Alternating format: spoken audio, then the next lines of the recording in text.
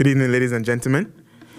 Please remain standing for a moment of silence in recognition of the many lives lost to gun Batson, who lost his life last night.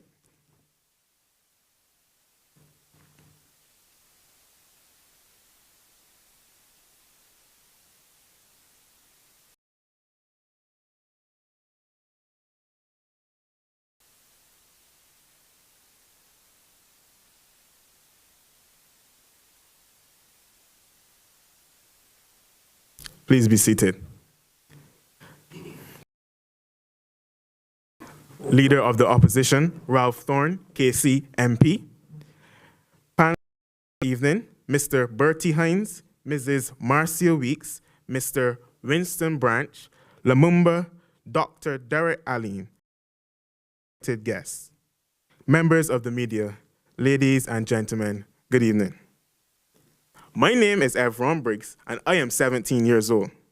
I am pleased to welcome you to this first in a series of national consultations on issues of importance to us in Barbados. In upcoming months, consultations will be held in communities across Barbados in order to give ordinary Barbadians an opportunity to participate directly and openly share their concerns and suggestions. Today's first dialogue is titled Crime, to discuss the many concerns raised by Barbadians across this country on crime. As a young man, a son, a brother, a nephew, and a friend to many, this worries me a lot. It troubles me because I could be next. I'm anxious because even though I may go out, enjoy myself, and return home safely, there are too many homes where sons, and sometimes daughters, do not return. The untimely deaths of young people like me, when we have so much potential and can positively contribute to Barbados, is a loss. Talking to my friends, I know that all of us, including our parents and other adults in society, really want to see how we can tackle this problem in a real issues and the real causes without too much long talk. What is needed? If we are to make any progress, all of us must put our shoulders to the wheel. Some like me may never have to face it directly, but I honestly believe that my future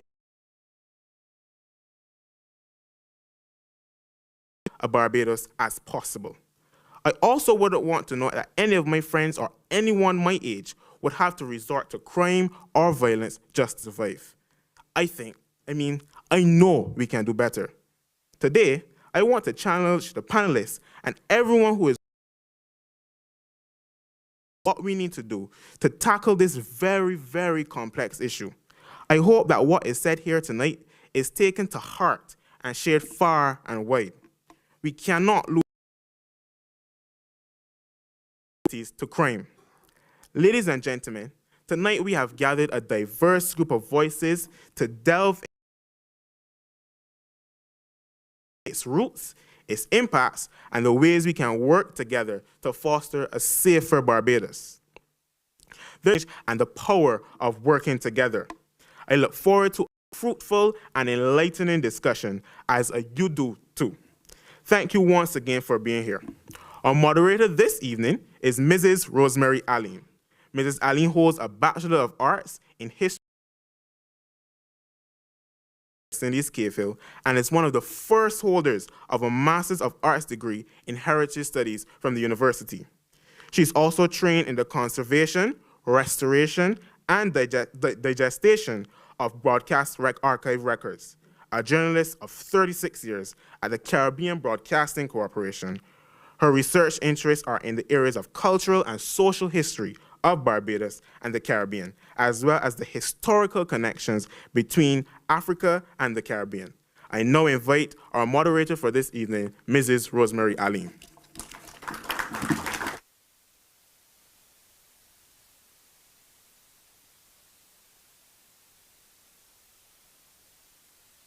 Good evening, everyone. Thank you for coming, and thank those who are viewing and listening to us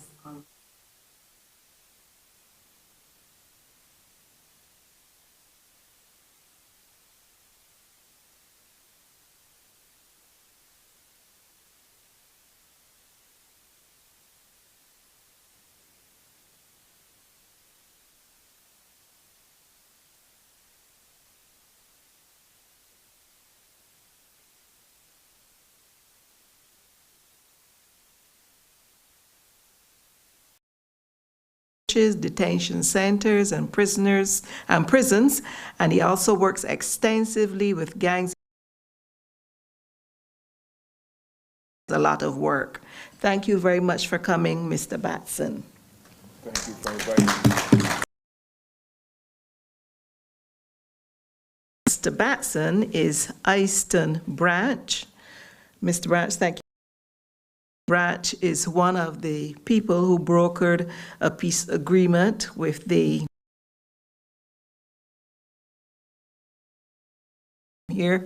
He's going to add some very good discussion this evening. Thank you so much for coming. It was great to meet you. Next to me is Dr. Derek Alleyne. I have to be very formal this evening with my old neighbor, Dr. He is a former General Secretary of the Democratic Labour Party. He was also the Deputy General. Elimination of guns, and he does a lot of work around this. Thank you very much for coming. Next to Dr. Alleyne is Marcia Weeks. She's a filmmaker. She's the Artistic Director of Praise Dance Academy. She's a founder and producer of that very popular show, the Marcia. You're welcome. And we also will have joint Director of BHA Consulting, which specializes in consulting and training in criminal justice, criminology, and the security disciplines. He's a former Deputy Commissioner of Police in Barbados, and he is a successful criminal justice practitioner, where he joins us as well. So that's our panel this evening. So what we're going to do, I want to begin by allowing each of the panelists to give a short issue of crime in Barbados. This is Barbados 2020. It's not Barbados 1974. Lots of things have changed in that period of time. So I'm sure that a lot of the changes that many of us feel that we have now, all of that will come out in the discussion, but I am here. I'll begin with Dr. Alleyne. Dr. Alleyne. Good evening, and thank you for inviting me. And I just want to say that while the forum has determined that it's going to focus on crime and violence, my particular focus is going to be on gun violence. But I just want to start by saying that in 1997, the late Prime Minister of Barbados, Mr. David Thompson, raised the issue of crime and violence in Barbados. I was part of his team then, and there was an effort to, I say, Mickey mock it and to make it a political issue. This is now 27 years later, and we are now back trying to determine how we can respond to it. But we can remember, if you're my age, a little older or younger, the comic laughter and sport that was made about Thompson's asking us to focus on crime and violence. And he followed that with his argument on family first. There was a connection to it. And when you go back and you research the connections, you will see that crime and violence is not about the police running about behind vagabonds and criminals. It's really about society having issues that we are not responding to. But as I said, we'll come back to those general issues, but I want to raise some issues about my concern about gun violence. As I speak to you now, the International Action Network on Small Arms, we call it IANSA, is at the United Nations in New York, undertaking a review something called the Program of Action to prevent, combat, and eradicate the illicit trade in small arms and light weapons. As I speak to you, from the 17th of June to the 28th of June, IANSA is at the United Nations trying to deal with this matter. I challenge any of you in here or listen to me to tell me that you are aware of the program of action that was determined 14 years ago to deal with this matter. It is amazing that they're doing the 4th review of the program of action. The 4th review, not the 2nd or the 3rd, the 4th review on the program of action to deal with the proliferation and the illicit trade in guns. As I speak to the Caribbean, is likely to have people, Caribbean people, affected by the violence through guns 3 times above the average in the world. Caribbean people are likely to be affected 3 times more than the average across the globe. And we don't even make one gun legally. We don't sell guns, we don't trade in guns. But we are likely, every Barbadian is 3 times more likely to be affected by guns violence than across the globe. And we treat it as though it's not an issue. We believe that it's a police thing. That's something for the police to deal with. It is not a police matter. It has been deemed a health matter. Gun violence has been designated as a health matter. And we treat it as though we don't care. We had HIV. It was a big national issue. We had programs running and millions of dollars assigned to it. We just had COVID. Millions of dollars affecting it. But gun violence has been taken away from us, our young men in particular, but also women, at an alarming rate. And we treat it as though it's something that is going to disappear. It will not disappear unless we have a total national position on dealing with it. It is not a small issue. 90% of all guns that come into the Caribbean come from the United States of America. 90%. They come all through Latin America and the other Caribbean islands that enter into Barbados. 90%. We don't get guns coming from Israel and Gaddafi places. It's come from the United States. And the United States has a lukewarm position on it because we know that the Second Amendment allows them to say that to have a gun is a right. Our challenge here as Barbadians is that we don't make guns, so why should a gun be a right? My position is that the only people who should have a permit to have a gun is the police and the defense force and any other services that are involved in those issues, like the people who go to the bank and so on. No individual should have a right to own a gun. Why? What does he need a gun to do? I have never in my life touched a gun. I don't want to see a gun. What do you want a gun for? What is a gun important in my life for? What am I going to do with it? I can't eat it, can't drink it. So why people need guns? So we have laws in Barbados and regulations that says that you make an application to the police chapter. I got it right on chapter something. Firearms Act says that you make an application to have a gun permit. You gotta get references. You gotta satisfy them that you're sane and that you don't have any mental issues. And 90% of the people who get guns in Barbados, I like 90 because that's a sweet number. 90% get the people that got big businesses, Robert Street, Swan Street, people that are social upstanding.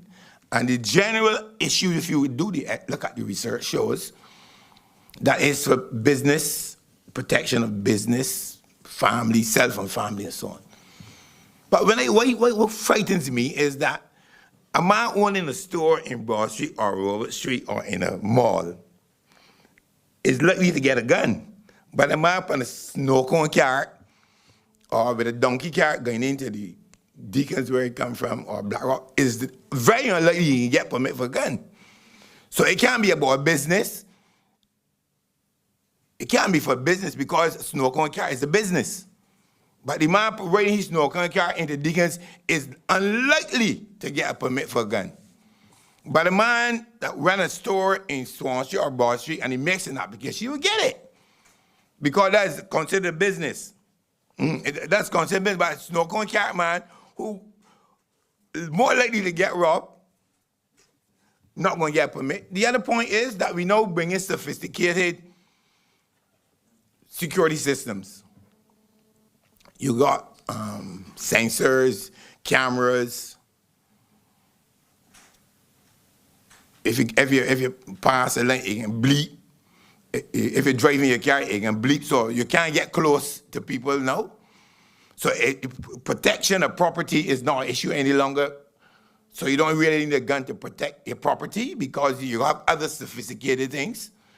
So my position is, and I've been saying this here for 44 years, I went to the United Nations and I said it, that nobody except those people authorized to protect people shall have a gun. My position, like wrapping up, is that nobody except those people should have a gun. And if Barbados is to deal with its gun problems, the political persons in Barbados need to be bold enough to bring legislations to stop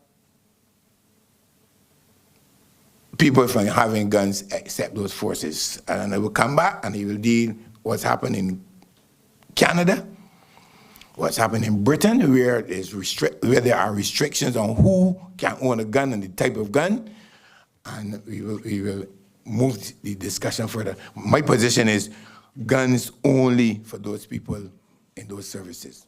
Thank you. Thank you very much for that overview, Dr. Aline. I want now to go to Mr. Batson. And Mr. Batson, what I want you to do is to focus on really the causes. What do you think are the causes of crime? Good evening. Yeah, you said the focus on the causes of crime. What do you think? What do you think? Well, I would say this, that guns do not kill people. That's number one. Guns do not kill people. People kill people. And that's something that we have to understand. You have a lot of people in Barbados of other nationalities. They have guns. Their children you don't hear their children getting up and shooting up each other. This is not only the black community that have guns. The guns is all over Barbados. But why is it that it seems that when it comes amongst us, that we become very self-destructive? And I think it has a lot to do with self-hatred and, being taught, and I always like to bring that in, when you've been taught from young to hate yourself, it's easy when those people get a certain age to put anything destructive in their hand and what they're going to do with it. I hear the brother over here earlier was talking about England and the gun restrictions they have, the restrictions they have on guns. But you look at England and the knives, they're killing each other with knives. They are killing each other with knives. So it's not, again, it's the mindset, is how a lot of these youths, cause why is it happening?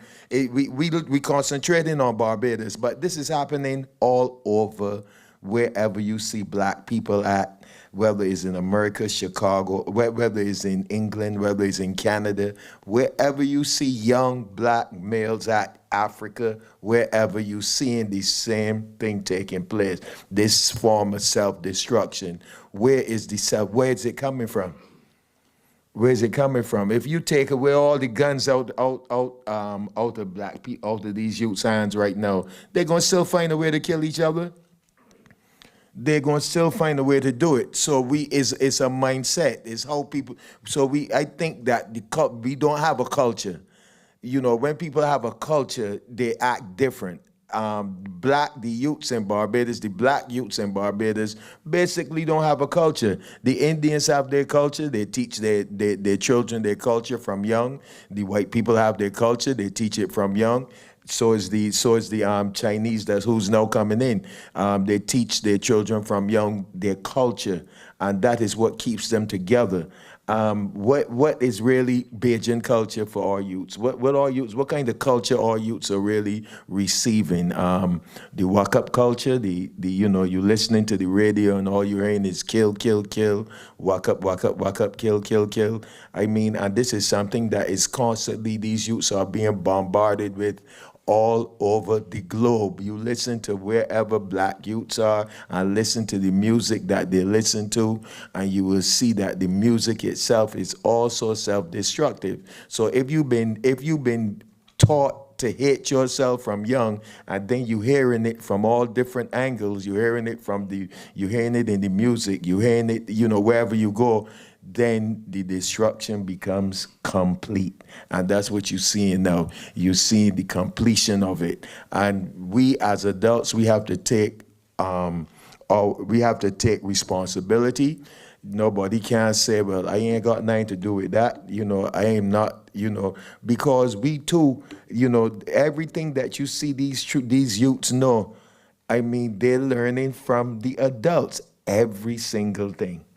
And we don't like to admit that that's what it's coming from. It's coming from us. Look how we, as adults, you look in the world stage and you see people cannot even, we talk about conflict resolution. Look at how these leaders, if I don't like how you act, I'm going to bomb your country and bomb your children and everything in it.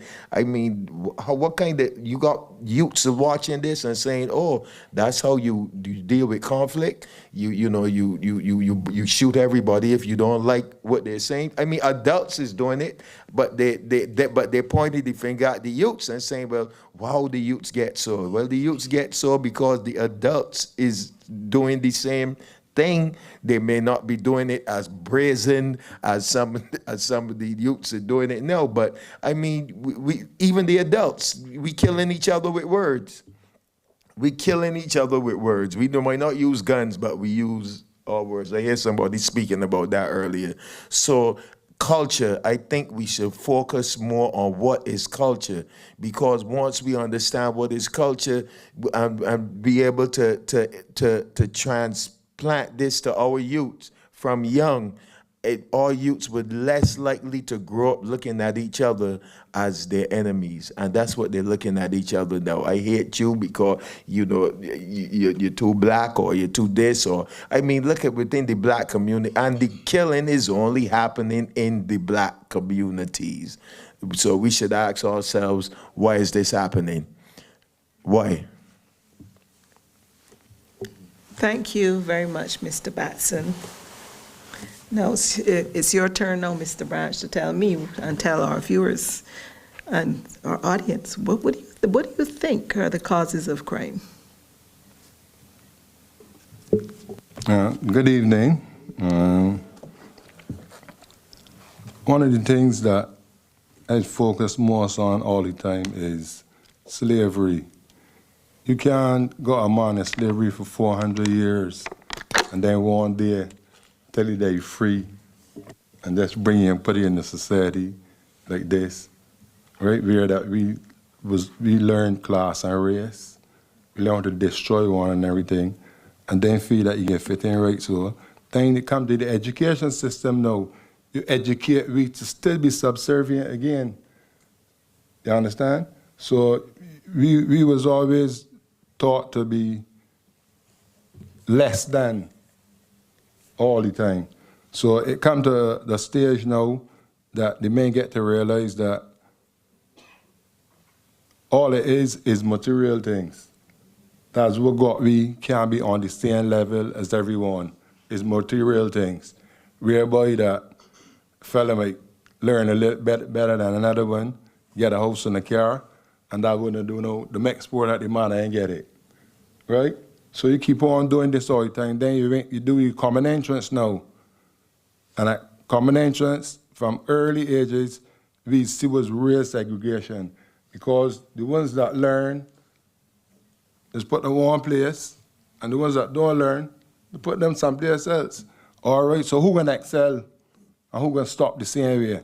But at the end of the day, a man can only be a man must be dominant, and how we can show you dominance?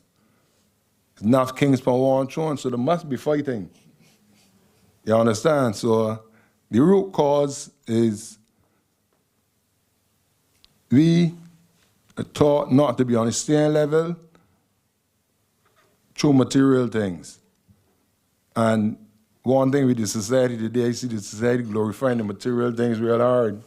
And me and the young people, we want them too. You understand what I mean? So by any means necessary, we can go after them. So it will always be like this.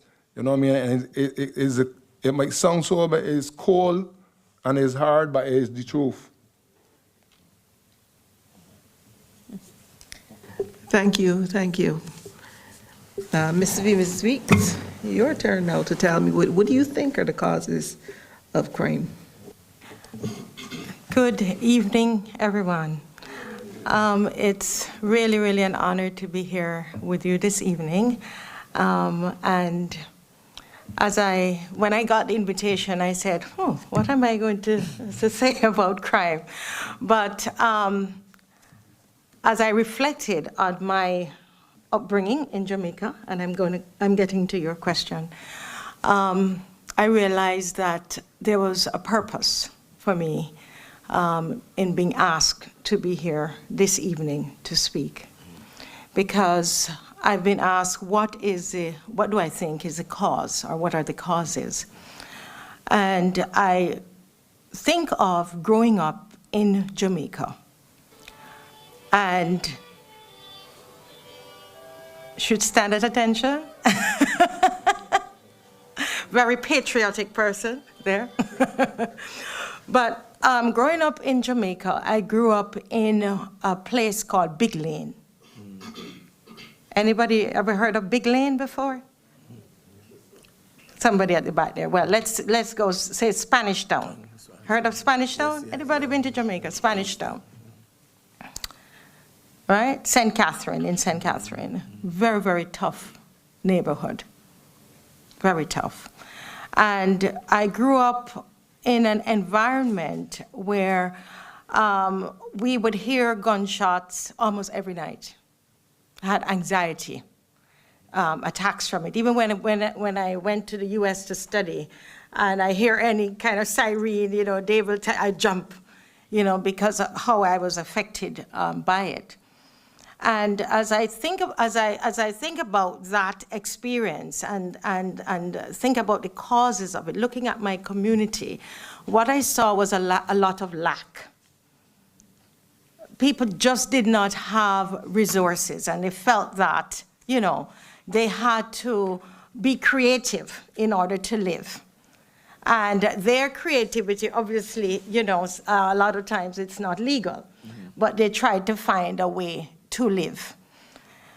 When you think of even just getting electricity, most of those communities, they don't even pay for electricity. There is a standard way that you get electricity.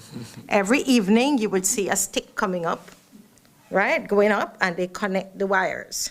And to you're looking on, that's criminal, but they are trying to survive. So there's that part of it as well.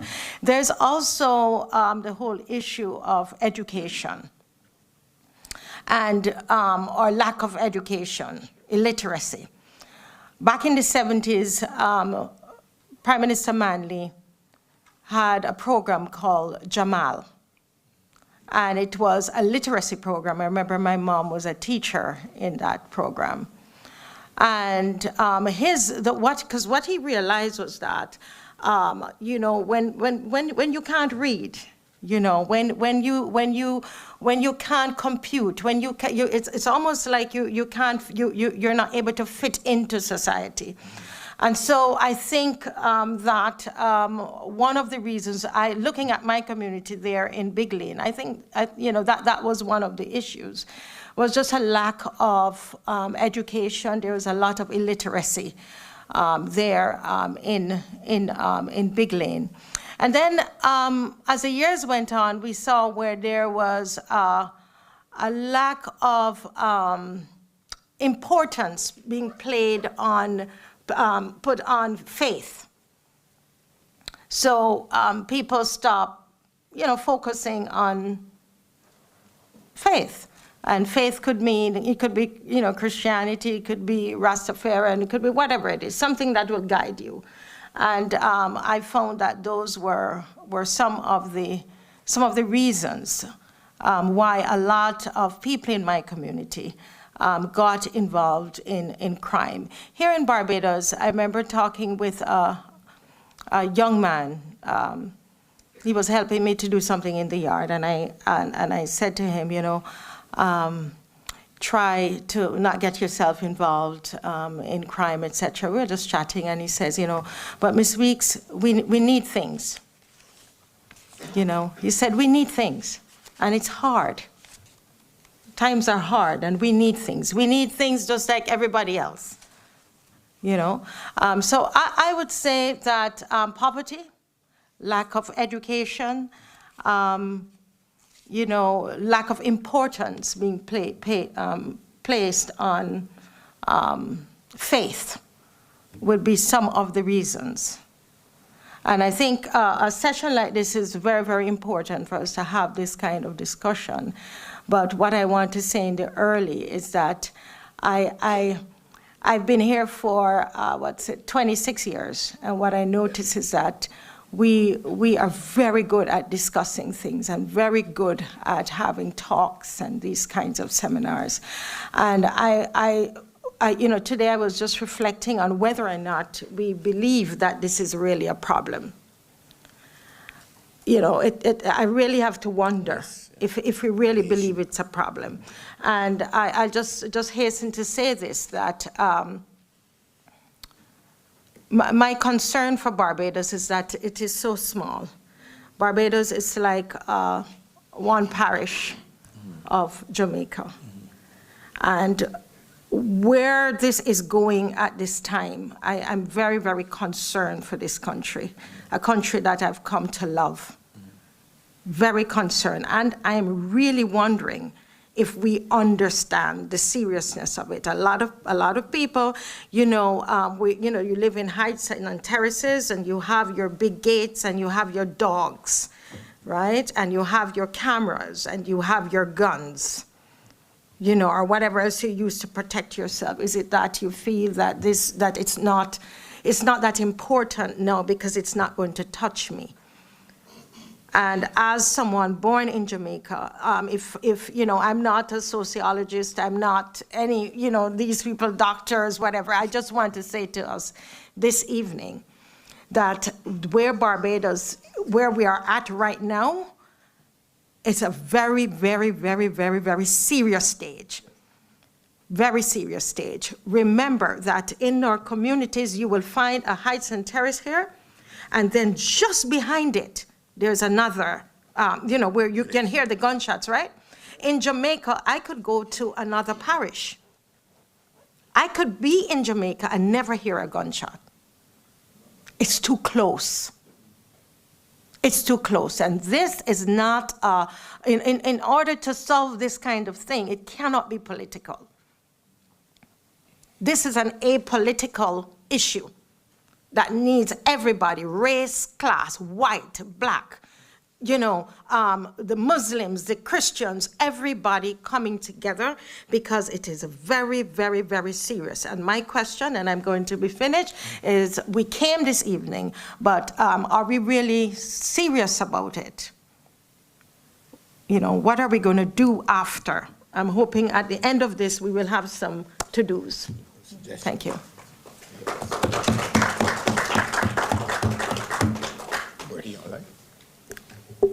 I'm not sure if Mr. Hines is online yet.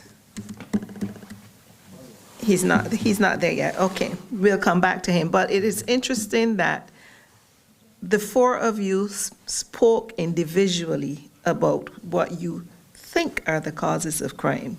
And one of the threads coming out of what you were saying seems to me that there are two things. One, crime is a societal problem. You talked about low education or no education, but it seems that you're also saying that our spiritual rudder has sort of disappeared. That cultural foundation, that identity that the Barbadian of probably my generation, we probably didn't know that it was our identity then. But that grounding that we had of my generation has disappeared. And that is why we have this problem of self-hatred, as you said.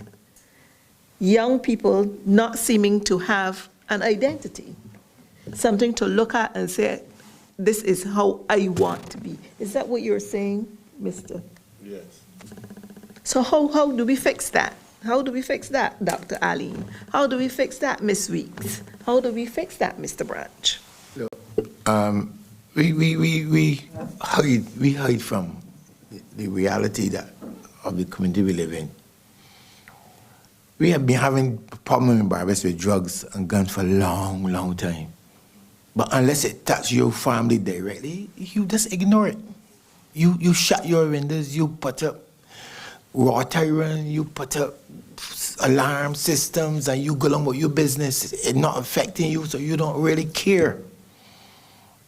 That's the bottom line. We just shut our ears and eyes to the reality that people every day live in fear. I raised an issue sometime back. I went to a football match and a guy in said tackle. He said take it out. The language was take it out, not tackle. The violence of language, according to George Lamming. You mean it was striking. I live in a community, and I went home one afternoon, and my yacht was a buzz with activity. To hear that my nephew, the police looking for him. And they hear all the police looking for him because they hear he got a gun. And I bought the world talking about don't touch guns. And my nephew living in my house got a gun and I don't know. Because I absent for the reality of where we live in. Because we step out of the reality and live in our little cocoons. We're going to get real. We have a major problem with drugs, guns, and violence. This society, all we had to do is to have 2 gunshots down at Kensington Oval this week. And all these plans for World Cup mash up. That's what had to happen. Or go down Broad Street and somebody shoot in Broad Street and the whole cricket thing mash up. We have to get real. This is a matter. We find $50 million. I'm not talking about this government alone. We find $50 million to deal with World Cup. This issue of guns and violence and drugs and violence, because you cannot go to the police and complain that a man carry you drugs. So you gotta get a gun to go and get back your drugs. Let me get real. So, Mr. Ali, are you saying, and Marcia and the others, are you saying then that we should look at this problem as a public health issue and treat it as such? It has been designated by the United Nations as a public health issue, not yesterday, ever since. And if all we do is throw the police at it, if it's a public health issue, you can't throw the police at a public health issue. We got to throw public health and other stakeholders. We want a national focus on this issue. All of us. I think that Mr. Batson and Mr. Branch also pointed out the fact that our education system might not be suitable or might be creating a class of persons who probably haven't achieved, and as Ms. Weeks said, lack of resources in communities because of this lack of education. One of the reasons that I look at real serious is that how could you put a man or woman that's 16 years old out of school, have no accreditation, nor no practical skills? What you send them out here to do? You understand what I'm saying, right? Another thing is,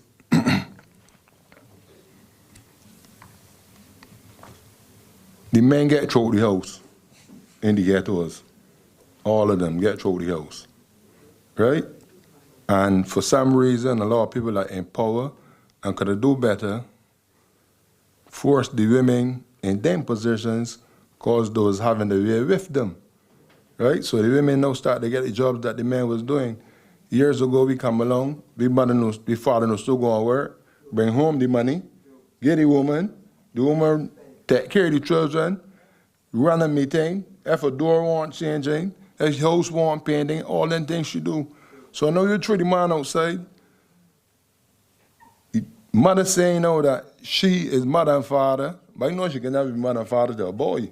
Because when a boy is drilling around, no woman can control it, especially when you get to the stage that you can answer she back or to even cuff she down. You understand what I'm saying? So when you do all of these things, what you expect? When these men camp on the blocks and line, what you expect? They got to find some ways and some means of survival. Because if you look at it, right, if we, the men on the blocks, decide today that we're done with every illegal thing that they got, and we going by the president house and tell the president, yeah, we done with all this here, we ready to fit in the society. We're part of the workers.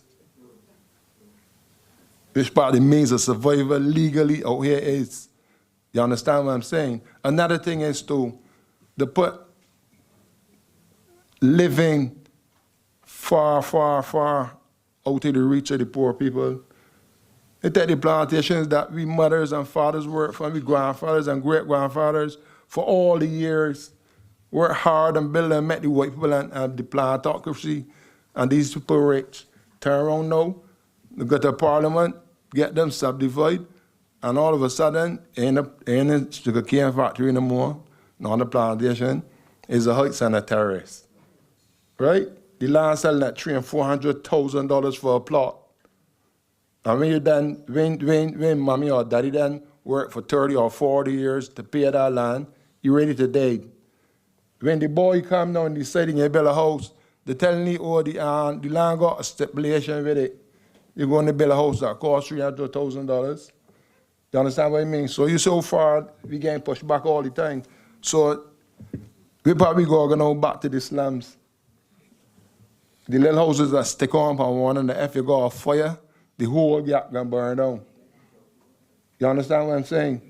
So at the end of the day, we just cancer, drugs, and guns. We got to debate how it get there and how we can solve it. I was telling people that we don't have all the land and things from Clicquot. And I mean, like, nobody ain't say, well, let me at least take one of these plantations that ain't in a water zone and see if we could cut it these little spots and sell everybody a little spot for $5,000. You understand what I mean? That they could build a house and something of substantial value, right? That they could raise their family comfortable. You understand? Right? Ain't nothing so. So, we forced to come and live the way how we live now, like crabs in a barrel. But Mr. Branch, remember when we were talking earlier before we started, I asked you a question. Why is it that young men, you live in a house. Why is it that you would leave where you live to go and sit down on, I don't like to use the term, but on the block? Mm-hmm. Why do young men do that? Because you inside the house, as I say, you ain't got no practical skill, no accreditation, you ain't contributing in any way. Mommy saying we don't go look for a job. If a father there, he's saying the same thing too, right? But when you come out now, you get tired and you come out the house looking for a job, there ain't a job. The next best place is the block. And they can start from there. You understand me? Some gonna be fortunate enough to get a little money and be able to do something, and some hospital, cemetery, and the jail gonna take them. Mr. Batson, Mrs. Batson, what is your experience? I know you work with a lot of these young people. Well, what do you think? Well, what causes them to resort to this kind of life? Well, I could tell you what caused me to resort to that kind of life. That's why I'm here to share the experience. You know, I grew up in America, in Brooklyn, and it wasn't like I was hungry or I didn't come up in a house with morals and things of this nature. But when you reach a certain age, like let me say you start to get into your 15, 16, what your parents say to you no longer matters, is what your friends say. And you know, so you growing up, yes, you had morals, yes, you had certain things, but it's like, no, you don't want, if your friends say we're gonna do something, you don't want to seem like the odd person, like you saying no, or you don't want nobody to think that you soft, you know, the whole little thing, and that's how it starts to develop. You know what I mean? So it's a lot of children, you don't just, everybody wasn't hungry that commit crimes. You know, I don't even think, yeah, crime it may have a relationship, but, you know, people that's rich committing crimes, you know, every day. You know, the same thing. So what is it that causes people to commit crimes? And, you know, there's so many factors involved. There's so many things involved. You just can't put your hand on one thing and say, well, this is it. You know, it could be the environment, the friends you associate with. It could be, you know, how you look at life, you know, your teachers, I mean, there's so much stuff that you know, it's hard to pinpoint it. But I could say this, right? You see attention, love, you see care. You know, it sounds funny, it might be a little cliche, you know, you hear this love all the time, but everything responds to love. Plants, animals, trees, everything responds to love. And, you know, we got to be mindful of what we say to our children sometimes. When you tell your child you're ugly, or your head, like you're acting just like your father, or you know your head nappy, and you know you're too black. We gotta be mindful of these things. We don't understand. A lot of times it may, you know, we don't see the damage that we doing to children. You know, we don't see it, and so I always tell parents that, you know, also be mindful of what you say to your child. That's so important. You know what carried me through prison, what carried me through all the stuff I went through is the words of my mother. You know, I was able to look back and say, you know, well, my mother didn't teach me this. My mother didn't tell me to go out here and do this. I was able to go, you know, her words, and I was able, when I'm in a cell, I used to be reflecting on things she would say to me. So it's very important, you know, our words, what we say, you know, to our children. And black people ain't easy when it comes to children. You know that they're not. They ain't easy. You understand? And we gotta take responsibility. They did a study in Jamaica with the violence, and they found out that it was related. They directed that whole violence to the family. You know, abuse begat abuse. You know, abuse begat abuse. Even from slavery. Let's go back to slavery. The same thing the slave masters did to us, we doing to each other now. The same exact thing. Nothing changed. Raping, robbing, pillaging. I mean, the same exact thing. How that abuse begets abuse. The same thing that the Germans did to the same thing that the Germans did to the Jews doing to the it's the same. Abuse begets abuse. So this is something we need to really look at seriously. I don't want to put all the blame on government. I don't want to put, because everything starts from family. Everybody that's in government come out of a family. You know, family is first. Family is the nucleus, and you got children now in this country having children. Well, children been having children for centuries, but the safety net that a child once had before, when a young girl got pregnant, and you know she was unable to take care of the children, like my mother, our family, the grandmother and everybody got together and helped to raise that child, helped to raise us. That safety net no longer exists in this society. It doesn't. So a young girl have a child, and she is still a young girl. I mean, she's still young, and she has to raise a child now. A child raising a child. And what do we expect is going to come out of that? Do we teach in school? Do we teach do we teach the parenting? Do we teach about parenting in schools? I don't know. In Barbados, do they teach about parenting? No. They don't? Okay. Another thing that that puzzles me is how is it that a child from kindergarten to 16 could be in school and come out not knowing how to read and functionally literate? How is that? I mean, how is that? You don't have to read books in class, so they ain't got no teachers in the class. I don't understand how a child could come and at 16 years old leave school and not being able to read. We're going to come back to that because that is a recurring theme that I heard from all you all this evening. But we are joined now by Mr. Bertie Hines. Mr. Hines, good evening and welcome. He's muted.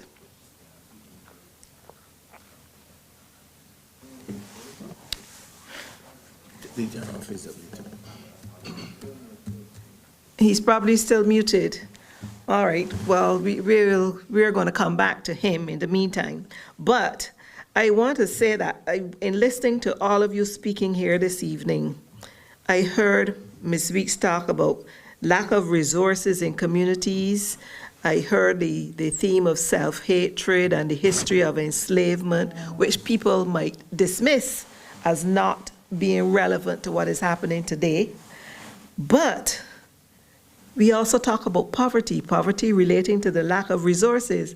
And before, as I was preparing for this, I came across an article on the poor and all of these agencies that deal with poverty. And they say that poverty is a multi-billion-dollar industry. How can we, in our small society, come up with programs to combat this lack of resources that you're telling me that we have in our communities to deal with this issue of crime? What programs can we come up with? Marcia. Yeah. I'm so glad you asked that question, because, as I said, I would love for us when we leave here this evening that we have, a set of things that we said, okay, you know what, we can do this, we're going to do this. I think we really need to look at the fact that we boast in Barbados of our education system, but we have to understand that it's not the same way when we were growing up. When I came to Barbados 26 years ago, the level, the literacy rate, I don't think it's at the same level, right? So we're finding that a lot of our young people are leaving school, and between 16 and 18 thereabout, and it's quite a number of them, and they can't read. it's not that they're not smart and they're not creative, etc. You're talking about how are they going to get out of the situation that they're in? How are they going to pull themselves up? And I think one of the first things that we need to do is to address that literacy issue. And there is a program that we are right now trying to work on for school leavers between the ages 16 to 18, and hoping that their Barbadians, those who are retired, would want to be part of it. It's non-partisan, it's nothing political, it's just citizens. Coming together to help to solve some of these issues, because there's a young man I told you about in our community that Dave and I, we tried to work with him, and he was by me today, and he said, he's about 20 now. He now has a baby, not able to read well, doesn't have a job. Trying to figure out how is he going to manage. And he said to me, back in the day, you guys could get jobs way easier. You could go and you could, people say, oh, you could go and cut cane and you could have done this and so on. He said, no, I have to go and I have to fill out forms and I have to get ID and I have to do this and I have to do that. And he says, Ma'am, I'm not able to do those things. So right away, we're talking about getting them out of that situation because, lack of opportunities. But if you can't read well, you're not going to feel good about yourself. You're not going to be able to, you can't even think that you could come out of the situation. We've tried to get him a job, and he doesn't keep it very long.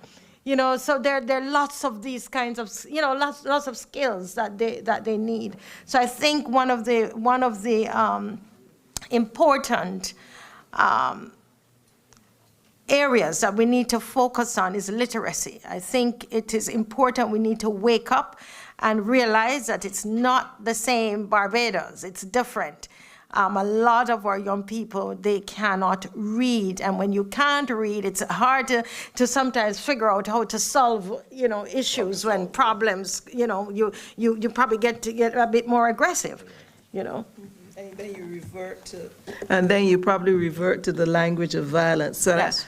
Before I go to you, Derek, I really want to thank the 451 people who are watching and listening to us.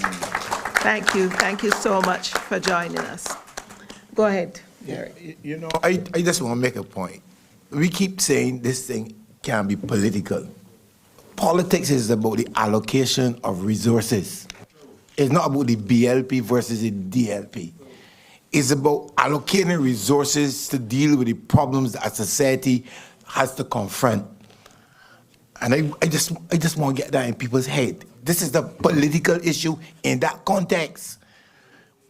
We got $1 million budget or whatever, and we find money to do everything except to deal with the problem that come to the heart of our communities. We got community centers that are understaffed, under-resourced. Underutilized. That's another problem. Our community centers are almost closed. And I'm saying is that we have to use the term politics, not B versus D, but you finding the resources to deal with the challenges of our people.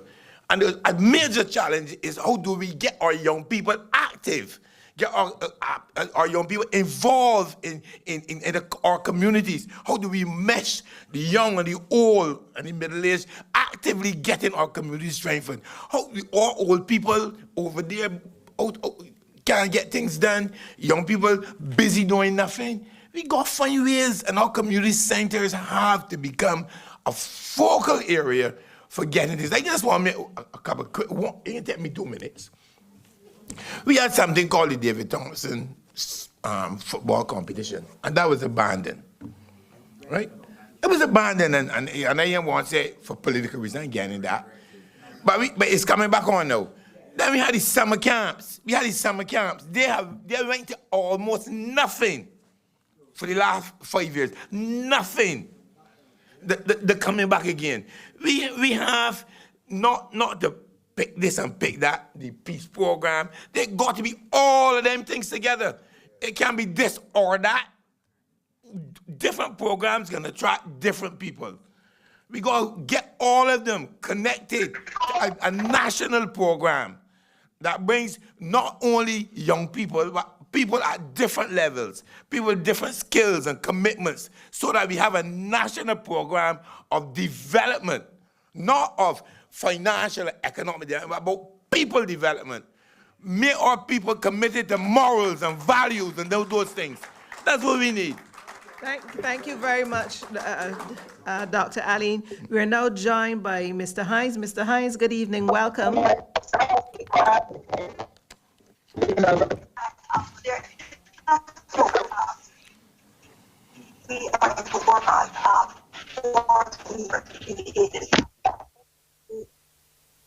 evening and welcome. Those who are retired with part of it. Hello. Non-partisan, it's nothing political. Can you hear me, Mr. Hines? Good evening and welcome. Okay. I'm glad you've joined us, and we'd like to hear your views on the causes of crime. What do you, in your experience, your extensive experience, what do you see as the causes of crime here in Barbados? Okay.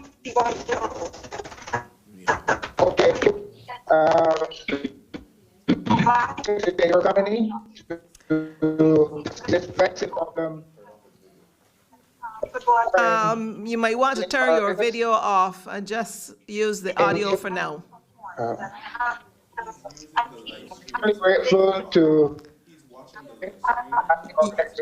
for inviting me on this topic, which is complex. You have to turn your live stream off. Turn your live stream off.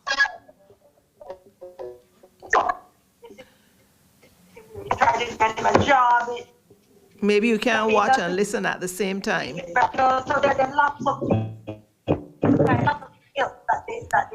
Okay. I think that we are going to wait until he gets that sorted out, and we'll continue here. Dr. Allen, you were talking about lack of resource. You were talking about not the use of the community centers.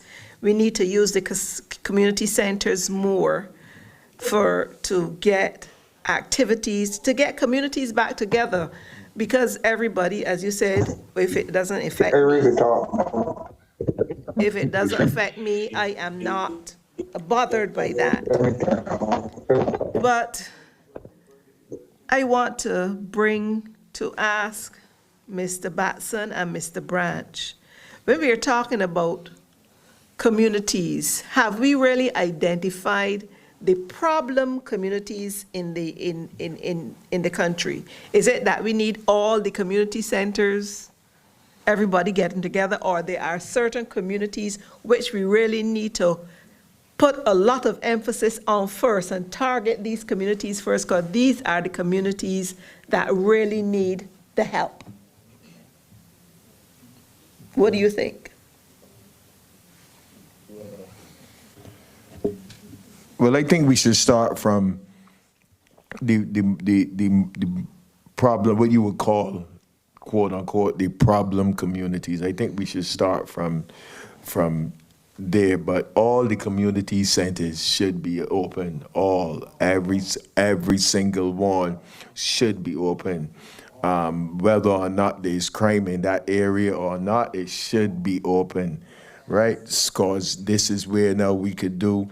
If you find a youngster maybe lacking in reading and stuff, the community centers now could serve as a purpose to do that. You know, when they come home from school, instead of just running about on a bicycle and throwing rocks at each other, you could use the community center now to also, you know, to be an extension of the school. They could do their homework there. We could have people there helping them with their homework. You know, if people that can't, you know, youths that can't read, you know, we spend an hour with them, helping them how to read, you know, showing them how to read. So yes, every community center should be open, but yes, I do agree that there are areas that we should be concentrating on more. You know, we should be putting resources there into the communities that's lacking in the resources that they need. Let me just half a second. I go with my mother, and I find 7 or 8 little boys in my mother's veranda. And my nephew got whatever they do on the computer and the foolishness. That we call foolishness. But them, they're busy with here in some game. Right? Well, we can't get those things in community centers for kids who don't have them at home. Get them in the center. Once you physically get them there, you can introduce homework programs, family life programs, spelling, reading, all those things. Get those programs that the kids like. I don't know what things near the games thing. I don't know. Get them get those things in the community. When I went to Deacon's Community Center, we used to go there to play dominoes and draft and table tennis. We ain't get these kids to do that, although they should. But I'm saying these kids like this thing with them. Xbox or whatever. Get those. But I know what. Get them in the community center, and then you can import whatever you want. That's my view. That's my view. Okay, we'll come back to that, talk about community centers and lack of resources and so on. But I want to ask Ms. Weeks about, she talked about her experience living in Jamaica and her concern about the trajectory Barbados is going now with the level of crime that we are currently seeing. Ms. Weeks, would you say you are seeing the same types of trends, the parallels between what happened in Jamaica and how it is starting here in Barbados? Most definitely. It was about, I would say probably about 2019? 2019, actually, where for me, you started to see, you know, a real increase. And I remember saying to Dave, I said, Dave, my husband is Dave, you know, this is very, very serious. You know, this is serious. And I said, you know, we moved here, you know, decided to have the children, raise the boys here. But now you're getting concerned and the type of crimes. When you see people start to shoot people in daylight, and people are, you know, you're going to the shop. So there's a shop close to us, and my son went down to the shop, and just before he got inside, he saw a guy running out with a gun that just held up the shopkeeper in the broad daylight. I mean, those things never happened when we just came here. And for me, looking at that, I'm realizing that this is going to creep up, and it's going to touch us. You're going to touch people that, you know, you're not going to realize before it hits you. And as I said before, Barbados is really, really small. And that's bad, and it's good. The good thing about that is that we can do something about it now. I believe that. I believe that with where it's at right now, I believe if we all come together, and I know that sounds like a cliche, you know, all come together to you know, but I think there are some things that are in place, like we talk about the community centers, etc. But we have the churches, we have the temples, and we have the mosques. We have these places of worship that people gather every week. Every week, you know, the people gather there, and you know there are lots of different programs that are happening. What we could do is to try to strengthen some of those programs. So I'll talk about the church because that's, you know, I'm more familiar with that. But there are lots of churches that are working with young men and young women who've come out of prison.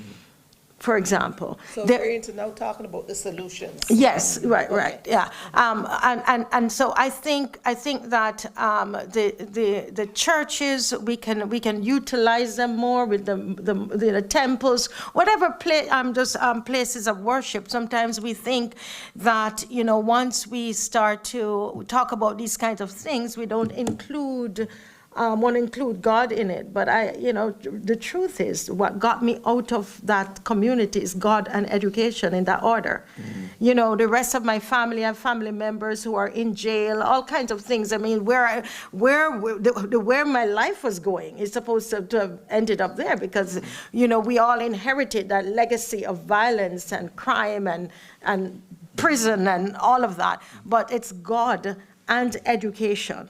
And so I believe that we could engage, as we're engaging the community centers, we can engage the places of worship and empower them, empower those leaders and empower them to understand that they can make a difference, a real difference in the community. And Barbados, we are small.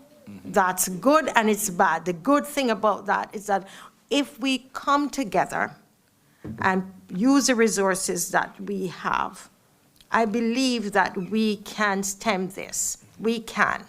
I have to be the devil's advocate here, and I'm going to ask, that might be the constituents that you might be able to pitch to, but is this the same person that you will be trying to reach out to, Mr. Branch?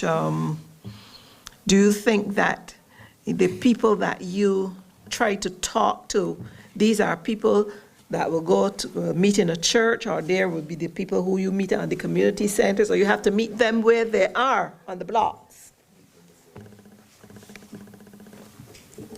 Well,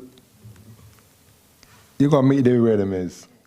Trying to move them and put them into places where they know that they've been ostracized and things from, it can't work. You got to meet a man right on he ground, on he turf, and deal with he right there and see what the problem is and see if it's something that you can deal with. And then another thing is now too, I noticed that here lately, we representatives get real scarce and don't want to do the work.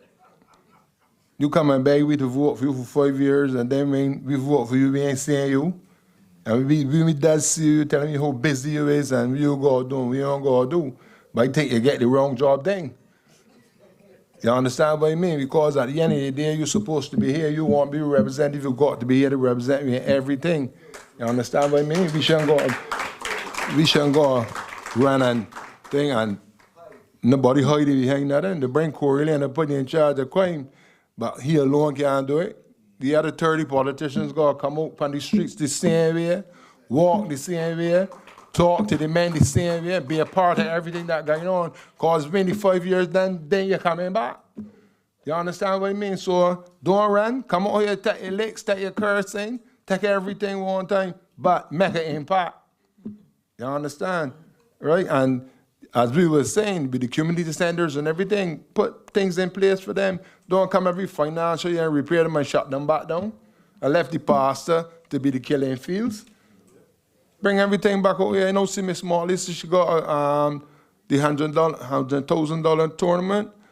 It's all right, but still it's wrong to me, because if you're going to go the whole of Barbados included in a football tournament for $100,000, why one team should carry home? You can't in one area. It should be 50, 30, 20, or even further down that. All the other men can say, well, we had a party and we was there and we share in all the glory. Don't just give one set of men $100,000 to carry home. It got to share. You understand? And we practice too much greed in this country. There's one of the things why we ain't getting the better, because greed taking over everything. Everything is greedy right now. I'm glad. That's one of the reasons why you see that the killing start, and if they don't be careful, it can get worse before it get better. I'm glad you made that point about greed and materialism, which we talked about as we were preparing to start the show, because one of the things I wanted to ask you, or, well, any member of the panel, we talked about Barbados seeming to be a a society that is disorganized socially, spiritually, and culturally. It seems to be confused. Do you think that the absence of religion or spirituality in people's lives could be responsible for the levels of crime and violence that we're seeing? I have a few, just a quick, something quick to say. Go ahead. Right? I was doing a little research on this, and as I was doing the research, I reflected that I think it was about 2 years ago, I heard the leader of the opposition in Parliament, and I was shocked. He was repeating scriptures and all of that. And he says, righteousness exalts a nation. Somebody told him that. But, and I'm repeating that. I don't want to exclude, others of other religion. But I'm just saying that as I was researching this, I came back to that scripture. But I want to read something for you. The statistics of the relationship of crime reduction and faith. The USA longitudinal survey of youth published that 57%, there's a 57% decrease in the likelihood to deal drugs when youth are involved consistently with faith-based programs. This is studies that they have done, okay? 39% decrease in the likelihood to commit a crime if they attend faith-based services regularly. Young people who attend faith-based gatherings are less likely to commit crimes. And that is what, in our community, that is that is what worked. All of us that were at youth group. Correct.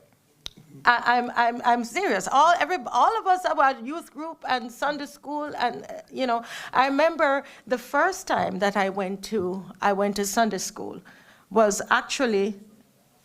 Oh, sorry, I thought you were signaling to me. The first time I went to Sunday school, I was 10 years old, and it was this woman who she frequents the church a lot. Her name was Beverly Hamilton. I still remember her. And she came and knocked at our gate and invited us to church. But she was so scared because we were on that street. We are the ones that sell the drugs, and everybody knew our family. But she decided that she was going to invite me to church. Yeah. And they dressed the children, and we went. But when I got to church, I realized that the Sunday school teacher was not really, it's almost like I was there and not there. Mm-hmm. And I couldn't understand. At 10, I could still feel that disparity, that something is wrong. And later on, she explained that they were so afraid of interacting with me because of the home that I came from. But that church and those people and that community, they did so much for my life. And even while I was going to church, we were still selling the stuff, after school, that's what we were doing. And, my job was to keep the money, because I was a Christian, but serious, it's true, truth, and, but look at what God has done in my life, and all of my brothers and sisters. So I came out of it. I have a brother who is a doctor, a sister who is an engineer, and another one, so what I'm saying is I believe there is a connection. There is some relationship between crime reduction and faith. And I want to say to Barbadians, even though they say the statistics or the census saying that we are, are an atheist country, I believe we really need to go back to some of those, and when we talk about faith, I'm not just talking about necessarily Christianity. Yeah. I'm saying, you said it, spirituality. There's something we got to connect, with God, and I think that is important. Okay. Thank you. We now have Mr. Hines. I can't interact with him, so he will just be making a short presentation to us on crime. So we listen. You can begin, Mr. Hines.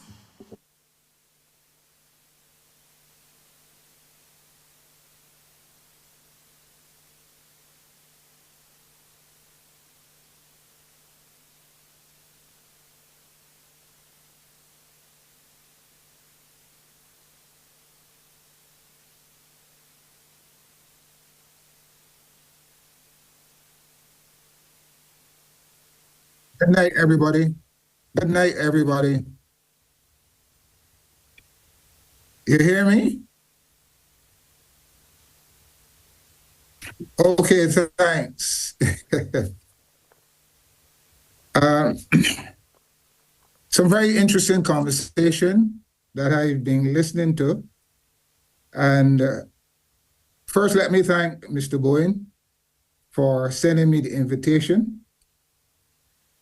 Compliments to the organizers, and compliments to my fellow panelists, and compliments to those who are listening to this very interesting and important discussion on crime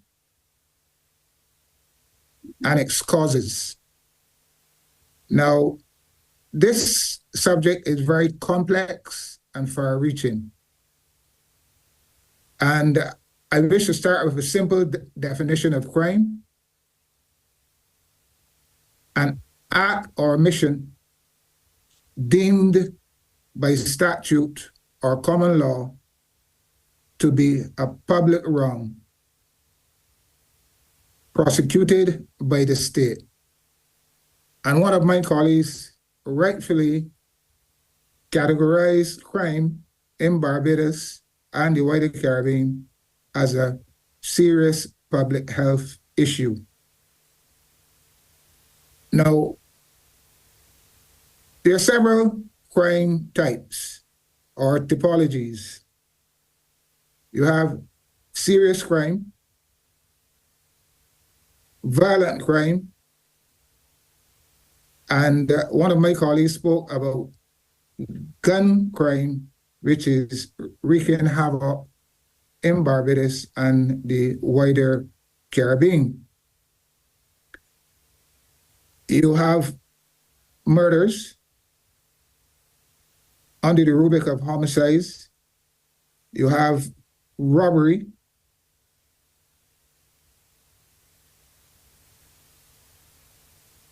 We are experiencing some rapes. Another serious crime is hijacking, which is not very prevalent on our shores. And we have quite a bit of petty crime, assaults, and so on. And I will extend this discussion further to corporate crimes, frauds, cybercrime, and transnational organized crime, also known as the crimes of the new millennium.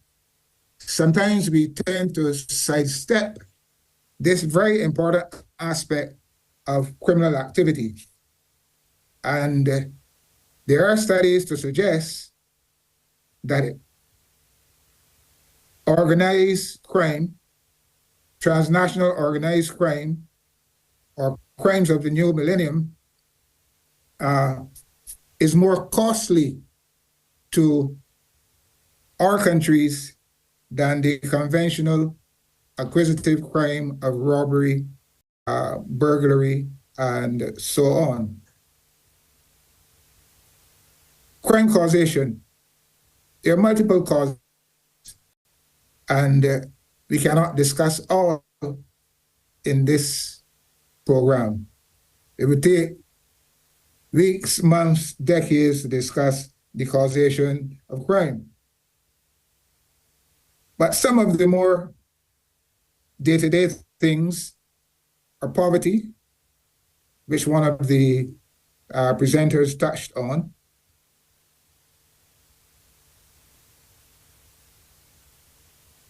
Retribution, peer pressure, self-satisfaction, for recognition by peer groups, addiction to substances, and I mean the hard substances, amphetamines and crack cocaine to a large extent. One of the other causes we can look to poor socialization of young people, because it starts there. Then you have bias in the system. And another cause is the rational choice phenomenon. And this is where would-be criminals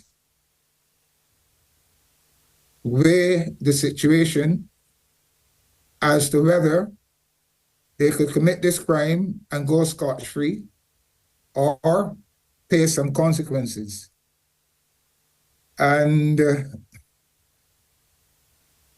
some people are reckless and they do not bother to think about their future endeavors with the criminal justice system. They just go ahead and commit these crimes, and what will be, will be. Now, solutions are multiple also. Prosecution, and I dare say going hand in hand with prosecution, is rehabilitation. Because if you are convicted and sentenced to incarceration, there must be a robust rehabilitation program in order that you not return to society and continue to commit crime, which we call recidivism.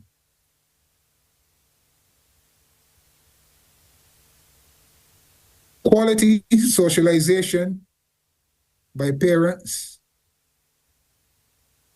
the home, the school, and indeed the community.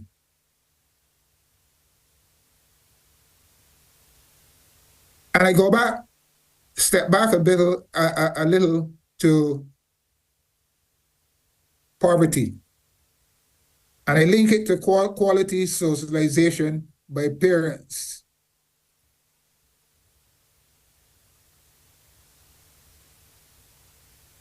I am one of 16 children to mother and father. And we wallowed in poverty for a long time, until the first batch of my siblings could have gone to work and helped the others. But my parents always drilled in our heads, don't mind what the others have, or you see them with what they display. You let what I give you do you. Again, we were channeled to the church, where good values and morals were inculcated in us. And we have to go back to this community-oriented socialization. Now, communities now are warring factions, and it has a trickle-down effect on young people. In addition to that, another solution is diversion. We have to divert our young people and some of our grown-ups from the path of committing crime. We have to do some psychological evaluation at a very early stage because one can be predisposed to criminal activity at a very young stage. As a matter of fact, a child's disposition is formed between the ages of 4 and 6. One of the other solutions, and which I will recommend, and hopefully that this country can not only begin with this solution, but let it be pervasive in our society. The question of mediation.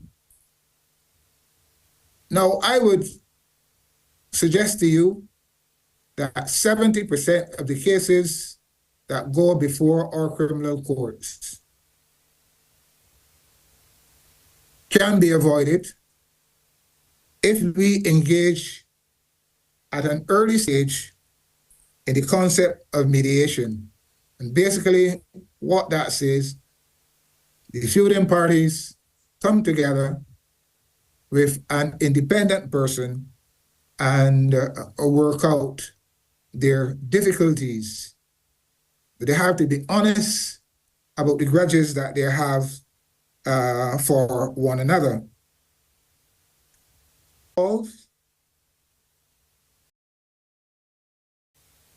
In this aspect of mediation, and a third person intervening at one stage, but then you can also have the individuals and the community coming together to examine the issues and try to solve the problems.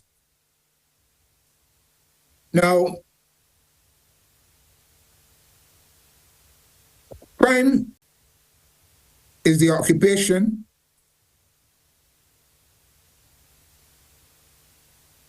where solutions are concerned of all and sundry. It is not only the work of the police and the criminal justice institutions, but individuals, businesses, corporations, and the like. Now, what I would recommend,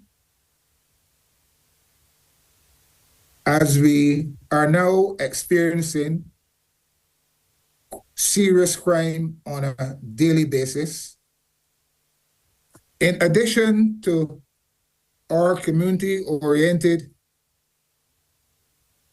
problem-solving approach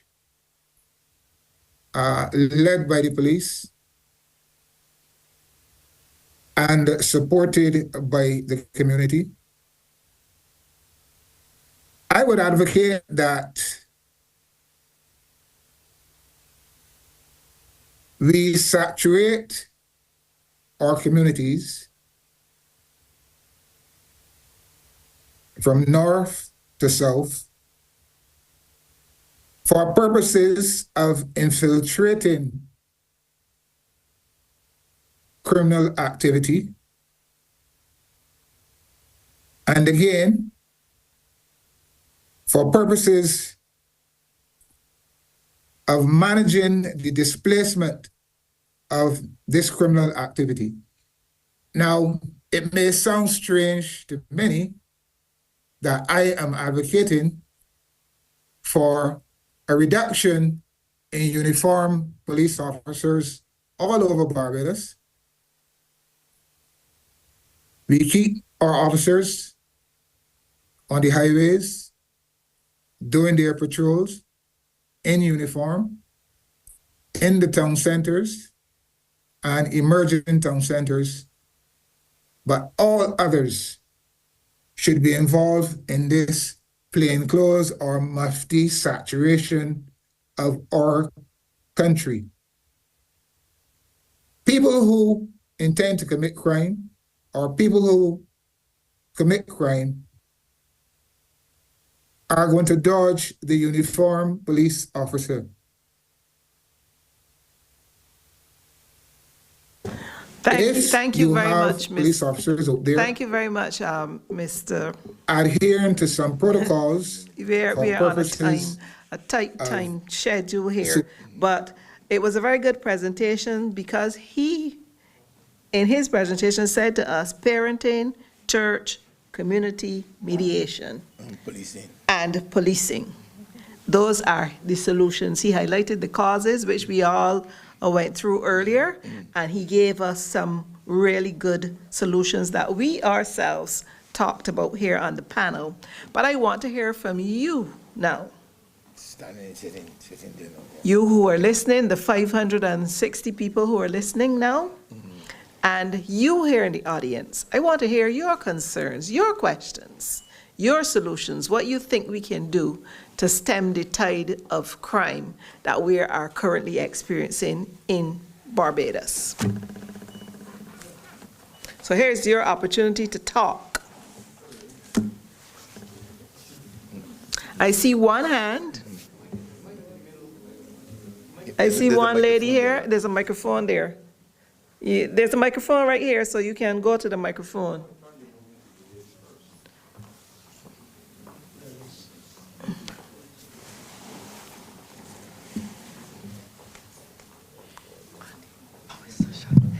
Good evening, everyone. Good evening. My name is Felicia Dujon, and this evening I will speak on behalf as a human rights advocate. Primarily, thank you for the presentations. I gathered quite a lot of information from it, and I can see that we've done a lot of research on the area as well. So.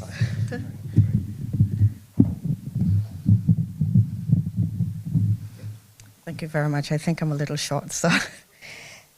There's a number of issues that I wanted to touch. We touched quite a lot on the issues of gun violence within the Caribbean, particularly in Barbados.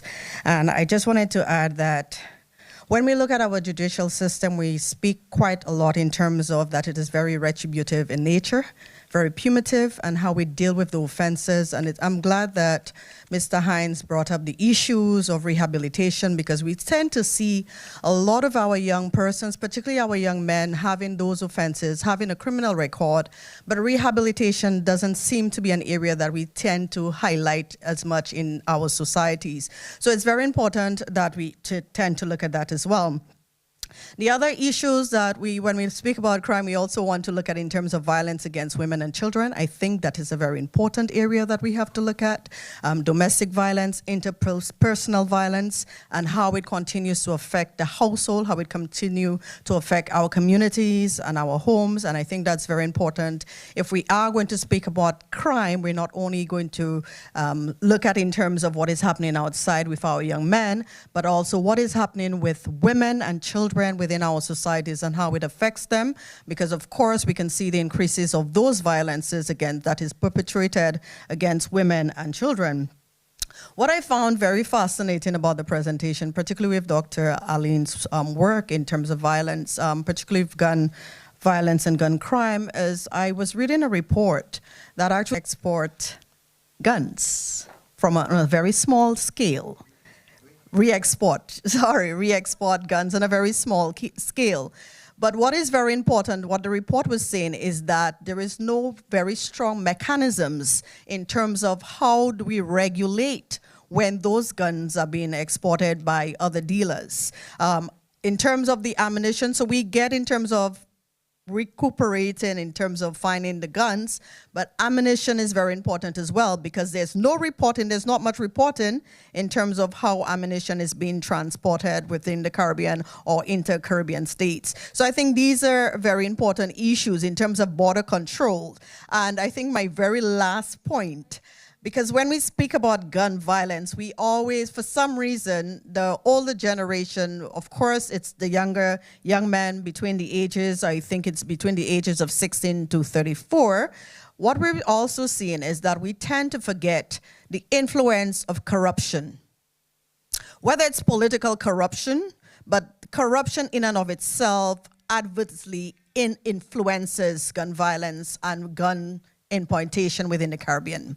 How do we regulate anti-corruption acts is very important.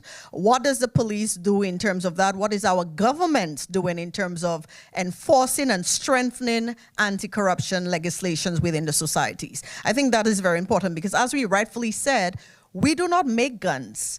But for some reason, we tend to have a lot of illegal guns within our societies. So how does it get here if we know that the problem is, what they were saying is the problem is not legal gun owners, but is illegal gun owners. And so the question is, how are those individuals having access to guns? And so to tie up, I just basically want to say that levels of crimes, we have highlighted it in terms of the Caribbean, but of course, what is very important is how do we rehabilitate our people and rehabilitate them back into our societies. Thank you. Thank you very much. I don't know if anybody wants to respond. Anybody wants to respond to what Ms. Dujon was saying?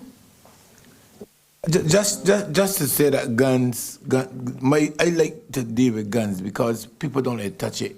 A gun on the street is between $3,000 and $8,000.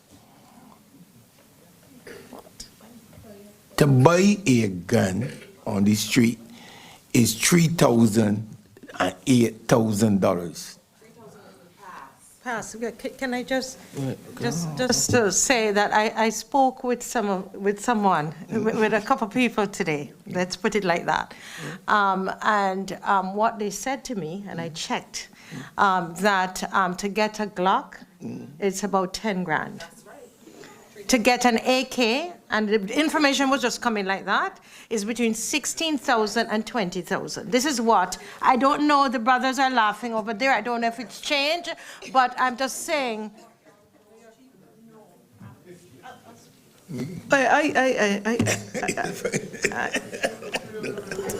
I seem to be tongue-tied, but the piece is going to the microphone.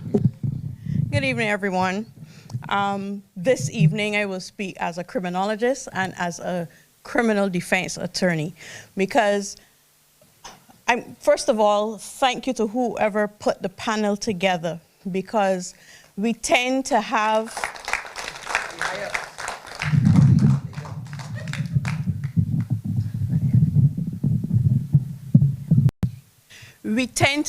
thank you, an academic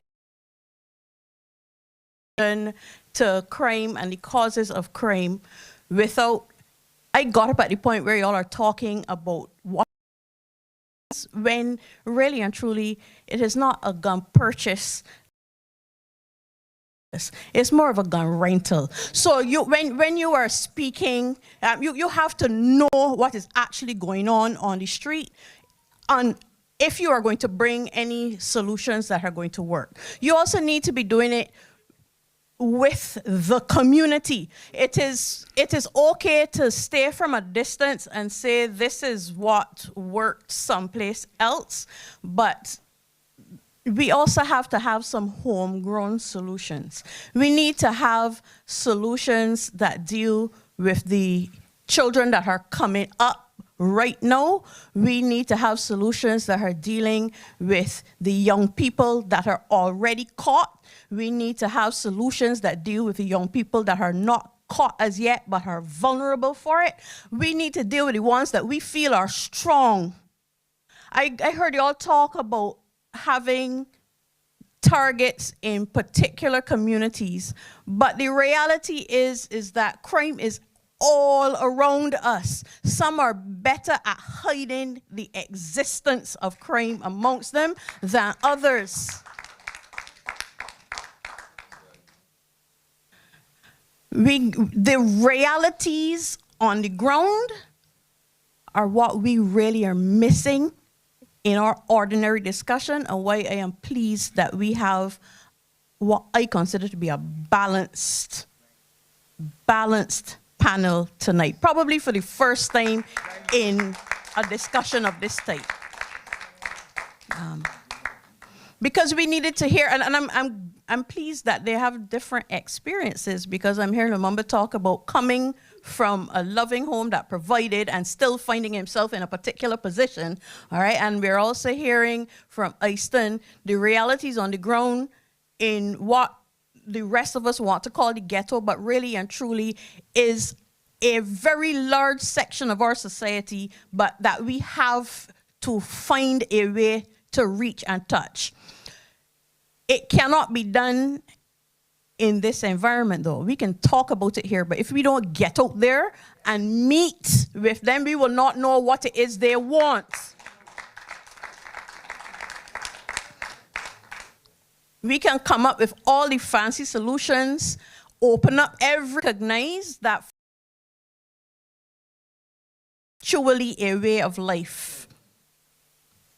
And if you are going to redirect them, you have to be giving them a way of living.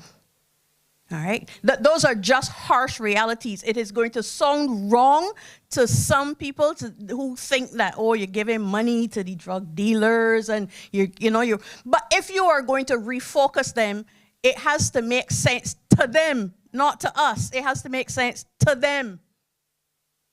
And we have to find ways and be able to change and adapt all the time. All right? If there's one thing that being a criminal defense attorney has taught me, is that these are real and ordinary people. Real and ordinary people. Whether we're dealing with the ones, and there are quite a few, who have slipped through the educational net, or we're dealing with the ones who, despite the education, have found their niche outside of the norms of society. Whichever way it is, if we are not going to treat them like ordinary people, we're going to lose them from the outset. So the us and them mentality is one that we have to rub out and recognize that, like the doctor said, Dr. Aline, it could be in your home and you don't even know. All right? It is as pervasive as that. But if we are not in touch with the realities on the ground, the solutions that we come up with are not going to fit on the ground. Thank you.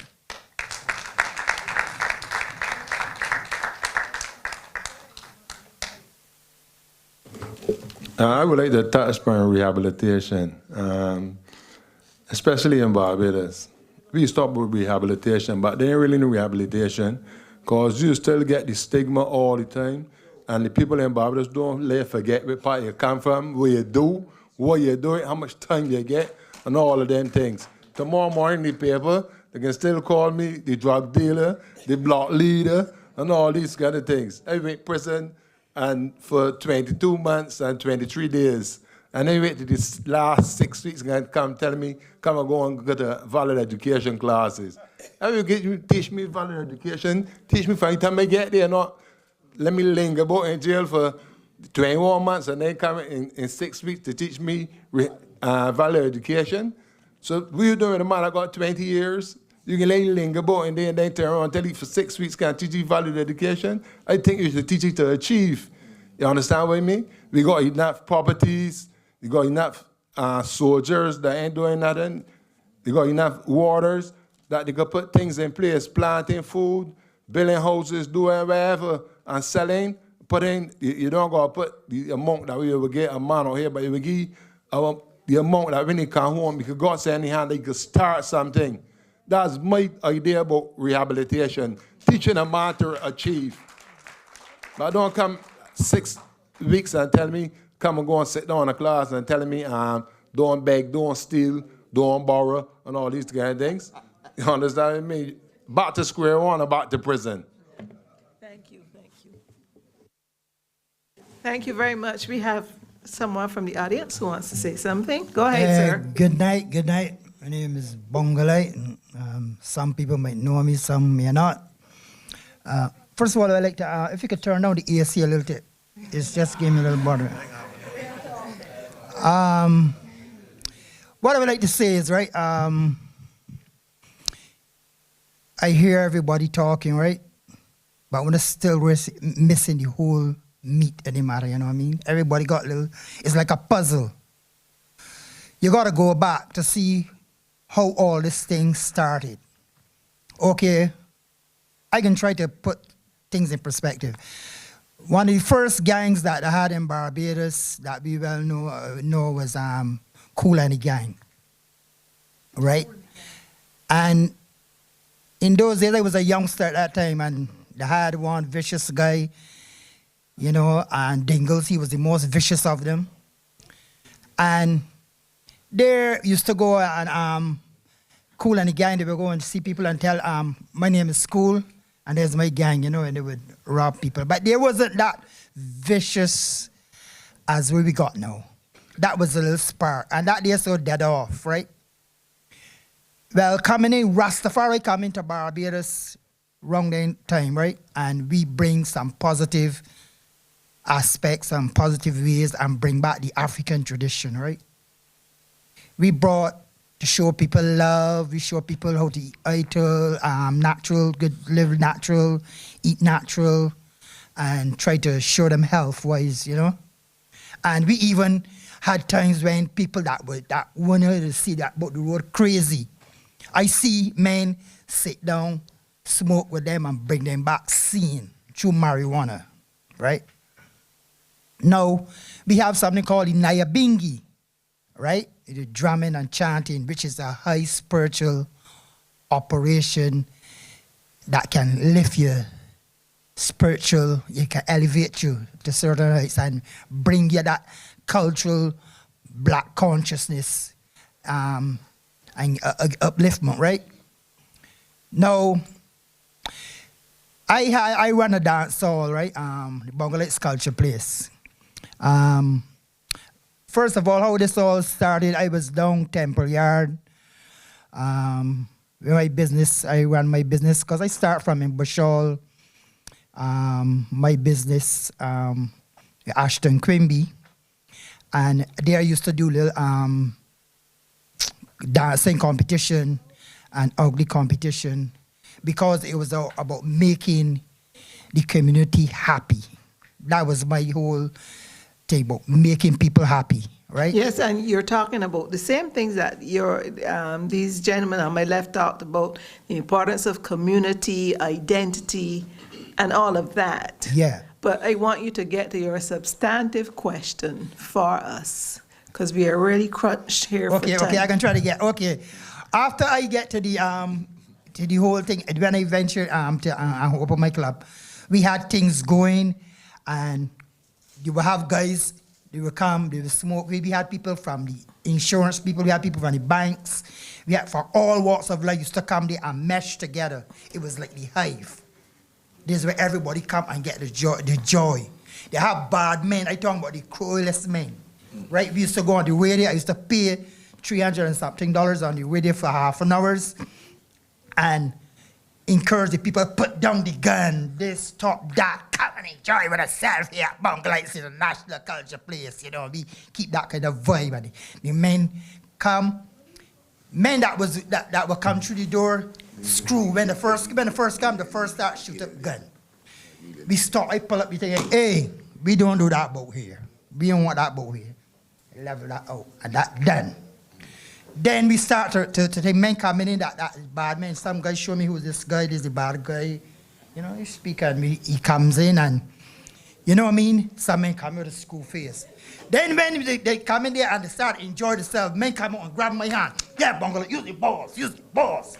Because what happened, we make them happy because we get them what they want, right? And you see that, the mesh together.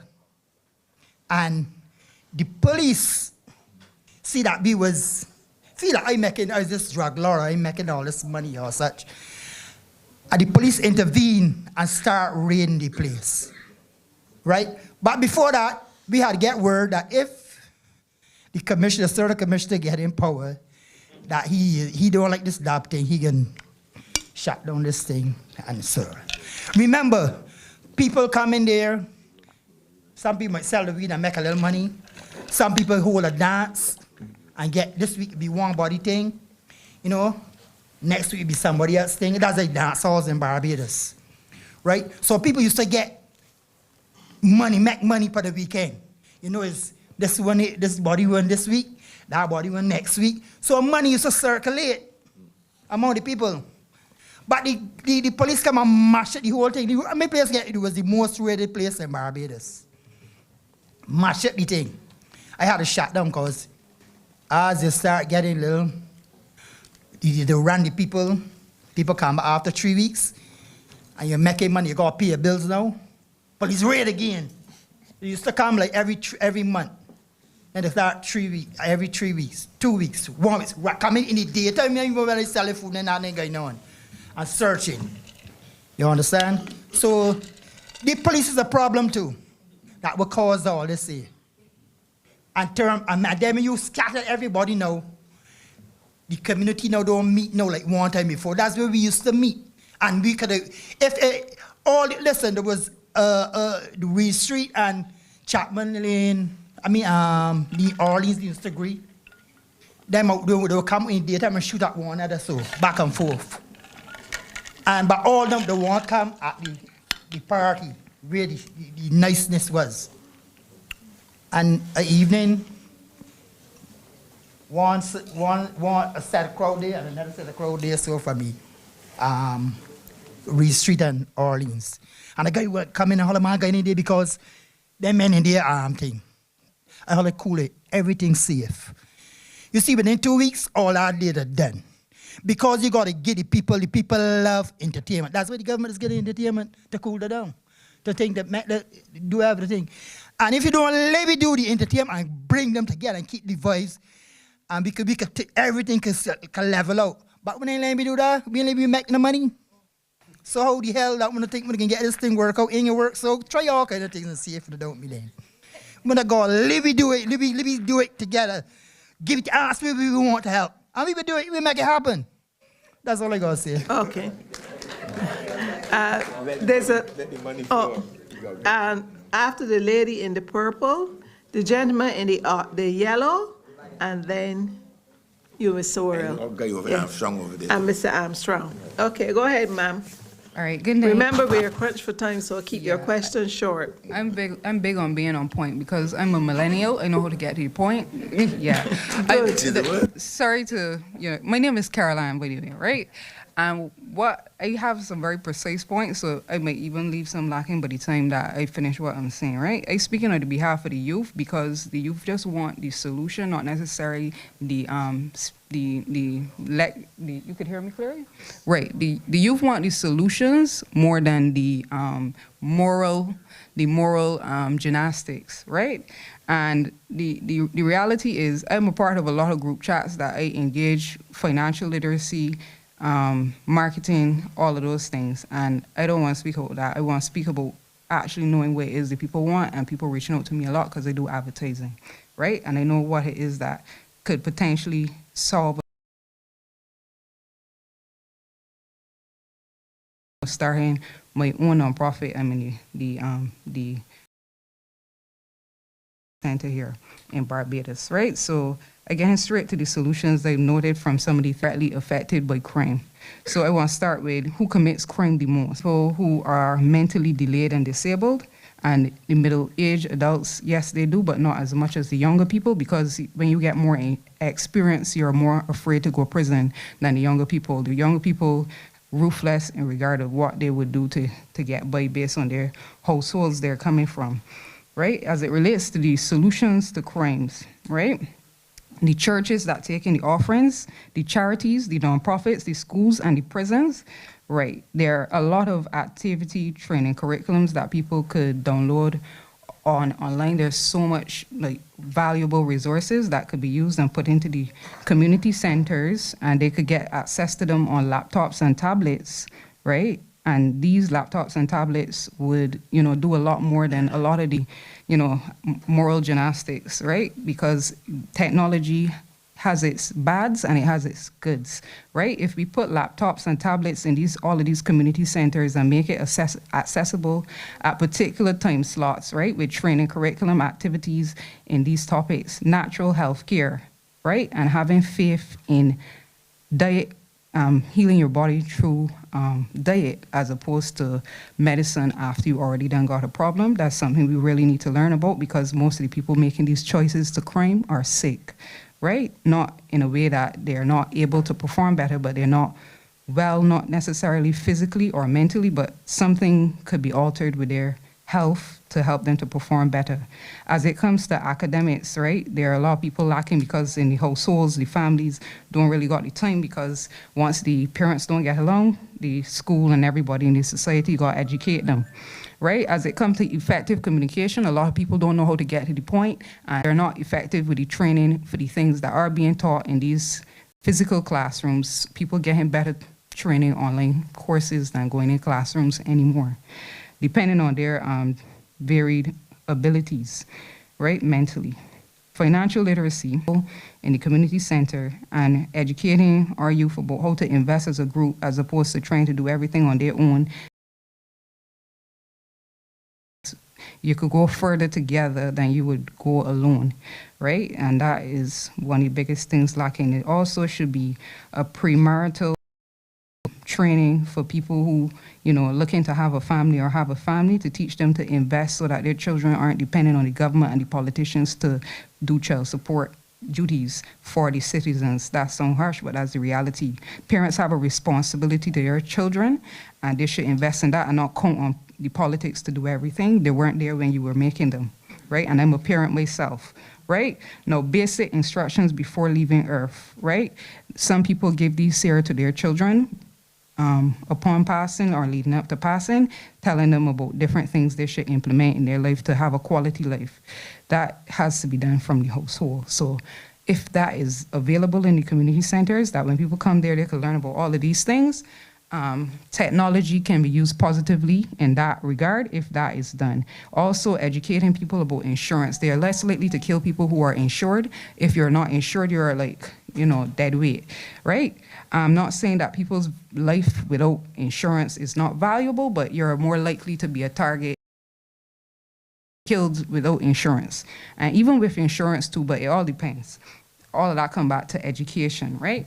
But they need a orphanage/rehabilitation center that is constantly open or have, you know, extended open hours, maybe from 9 to 9 in the night, where people could come and use these laptops, these tablets, and learn about these different topics that affect people actually, reason why people actually do crime. They have this quote that say, if you think education is expensive, try the cost of ignorance, right? Something along those lines. Now look at the causes of crime. People are mentally delayed via sickness. When you are well, you're more advanced where you're supposed to be for your age, you're usually there. When you're sick, you're behind on things, right? Not necessarily sick from physical illness, but sick from also mental delays, not being able to have the support to learn to be where you should be at a particular age. By a certain time, there's certain things you should know, and people are not reaching their milestones. Even as adults, they're behind, right?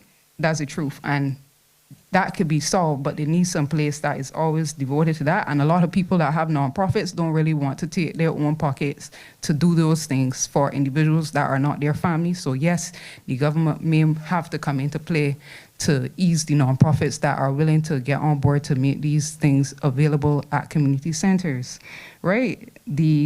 Another cause of crime is bad reputation. A lot of people not able to re-socialize because of their reputation. And then low self-esteem is one of the biggest things that people make decisions on, which also lead to crime, and people need therapy to deal with that. Family support, unreliable family support is one of the other reasons where people cause crimes. So with keeping in mind why crime is caused, right?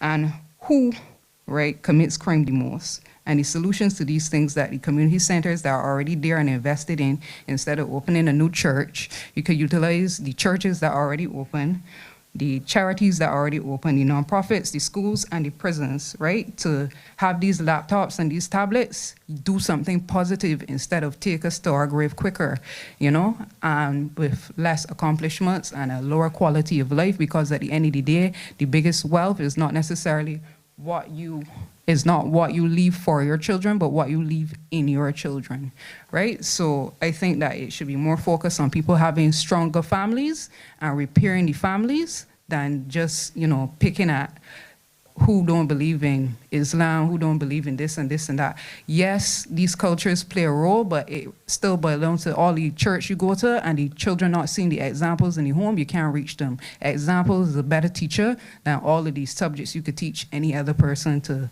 you know, live a quality life and avoid crime. That's my take for the evening. Anybody wants to respond to anything she said? Okay. All right. Okay. Thank you very much. Wow. Good evening, everybody.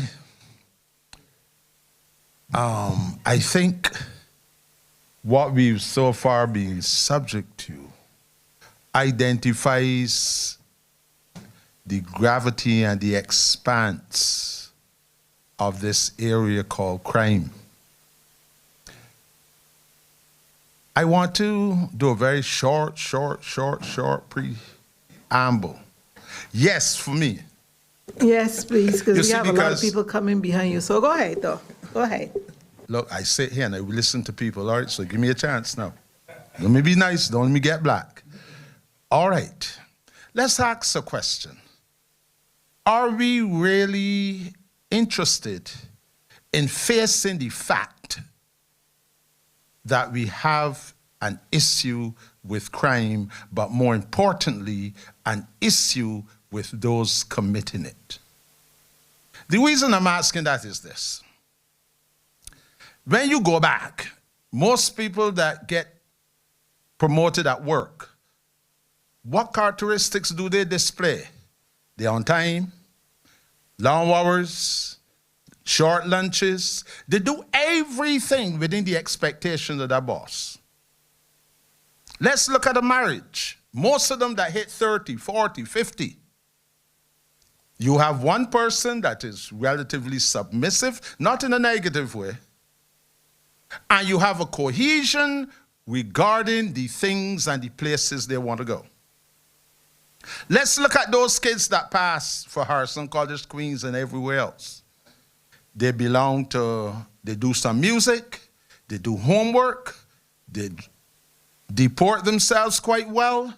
Look and note that whenever we go back, whenever we look at it at an event, there is something that we have been trying to get away from, and that's the idea that we are now in a modern time, even though we're utilizing those aspects of things previously experienced.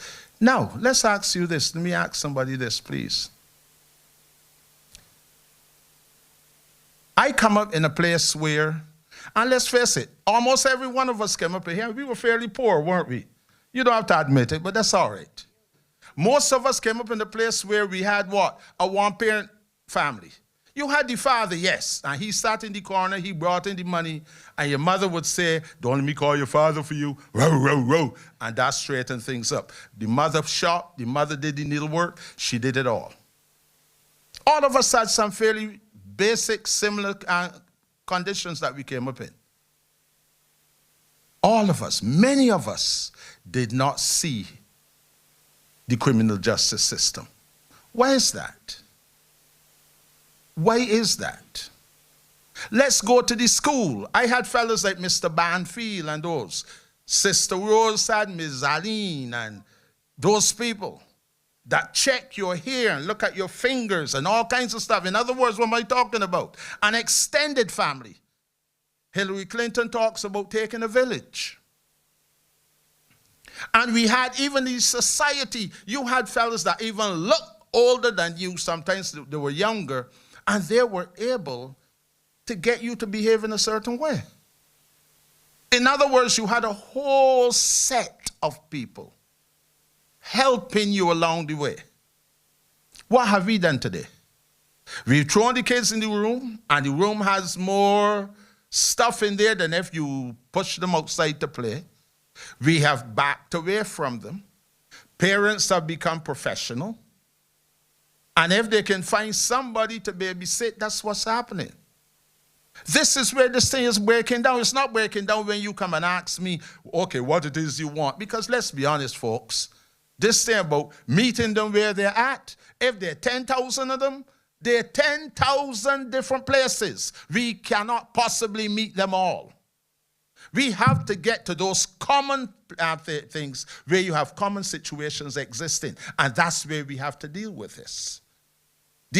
Everything that I heard here this evening is pretty good what? It's the what of the crime. It's what of that is what. We have not this evening addressed the why. Why is this happening? I come out at 8. Not one of them ever went to jail. I got 7.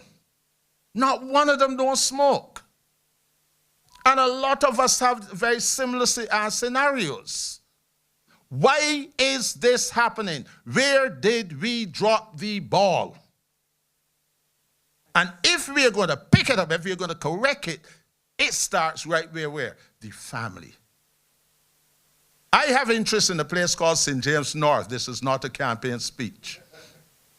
And one of the things that I found out was, I listened to all the guys, Jordan and all them, and they're talking about family this and family that, and elderly people being vulnerable and this and that. Vulnerable, you can't pass no law to cure vulnerability.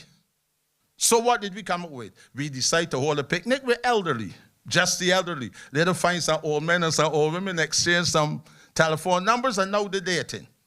Picnic number 2, the old birds and their children.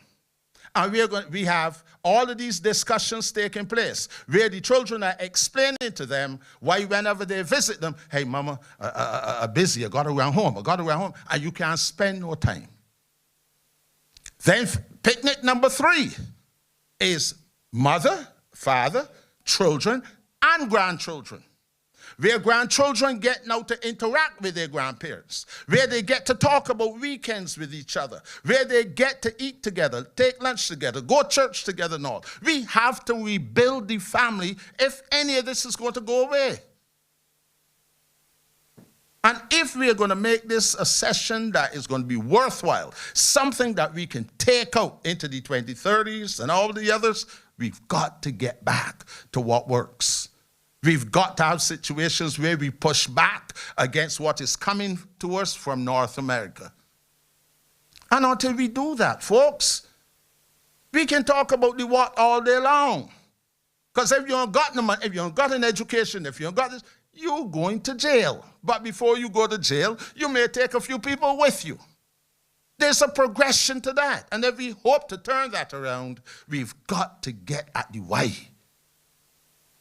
And I would like to think that this is part 1 of part 10, where part 2, 4, 5, 6, 7 deals with why. Let's dig into why, and let's come up with solutions as to how we fix it. You got teenage pregnancies. Why?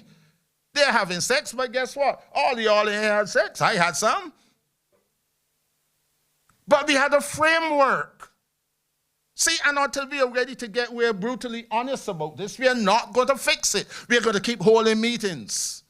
And we're going to keep thinking that this is so and so. We have got to address this.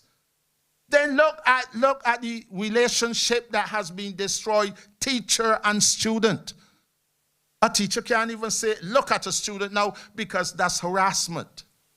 A mother can't even get him to raise a voice because the kid is ready to do 911. She harassed me. And what we are not realizing is the rich people ain't doing that nonsense. That's why they continue to perpetuate the control that they have. We are telling our own poor black women and men, go up there and beat them, man. Go up there and hit them with a 2x4. And then you still expect them to teach your children. It's not going to happen. We've got to get realistic about this. We've got to help our young people who are unfortunately falling into traps by men who don't even have a job. We've got to help them. We've got to do some girls, have you talked about girls clubs, boys clubs, where we teach these young ladies what it costs to be pregnant at 14. And then the next 18 years, your life is at an end. What about the boy? Do we talk to him about what it is to be responsible? He's head of the household and all that. Come on, if we are looking for solutions, we got to get real.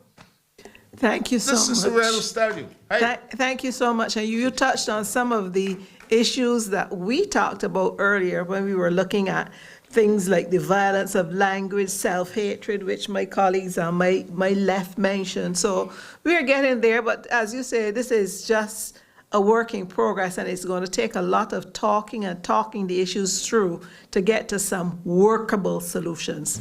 Mr. Worrell. Hi, good evening to everyone. And first, let me just thank the panel. This has been a very informative discussion, and it's something that needs to continue because we need to break it down into different areas. And what I wanted to speak about is the education.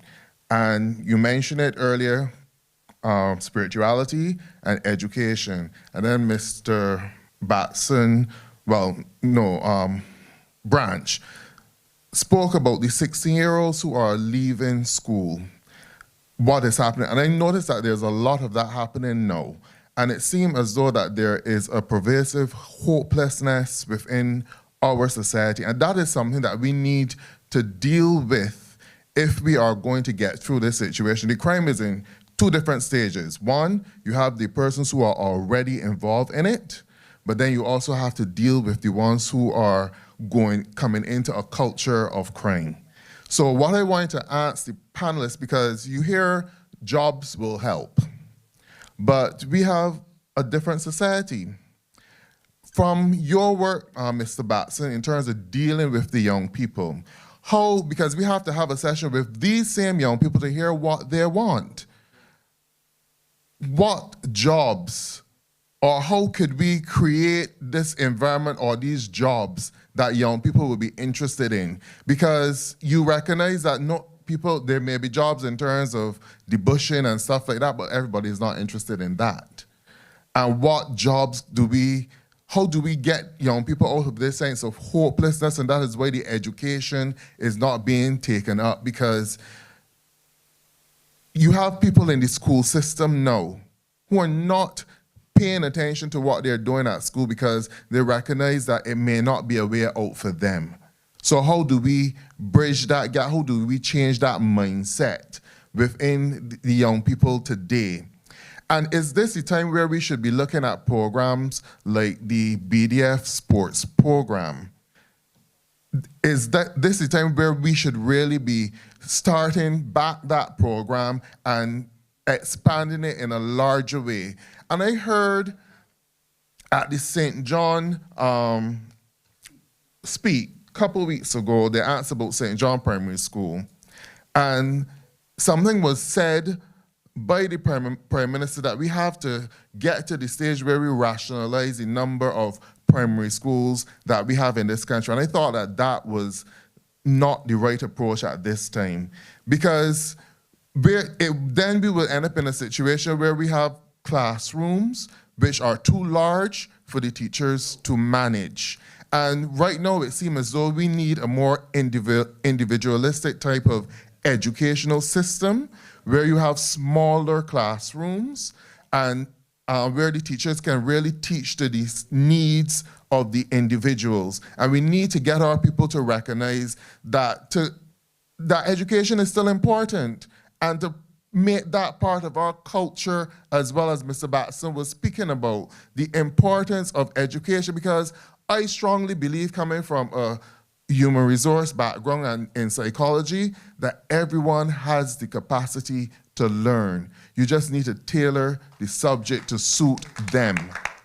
And you just need to go at the speed at which they can develop it. So these are the conversations that we need to start having. How do we make our educational system relevant to the young people, that they will not have that sense of hopelessness and recognize that it is a way out and a way to the future, and hopefully will take them away from the lifestyle of crime. I wanted to add just a scenario that I encountered recently.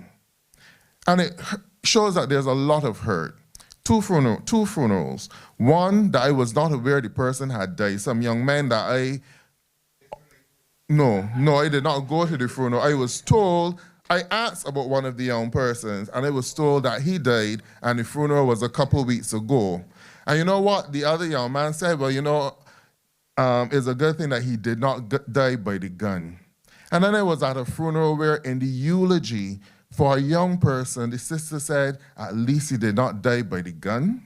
and he did not die in an accident. So which there's a lot of pain out there within our young people and within our society. That young man that I was speaking to, his father had died when he was very young, 6 years old. And I watch them every week, you know, when I go, and a group of young people, they're trying their best to earn money in the right way. And these are things that he said to me, and keep out of trouble. He don't have his father there, and he doesn't have a good relationship with the women in his family, but he is still trying to do what they have to do. And that was the relationship with all of those young people, including the one that died. And it hurt me to realize that he had died. And I noticed their pain as well. We got to deal with that pain that is happening throughout our society because of crime and because of violence and because of a lot of young people are being raised without their fathers because they've been taken. So we have to have these discussions expanded to drill down on all of those areas. Thank you so much, Andre. Armstrong. Mr. Armstrong, I think it was Mr. Paul first Armstrong, and then Mr. then Paul.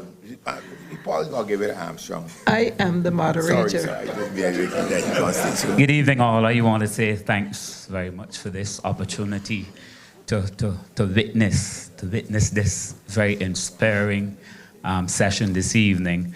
I want to say that I've come from a place where people will consider broken.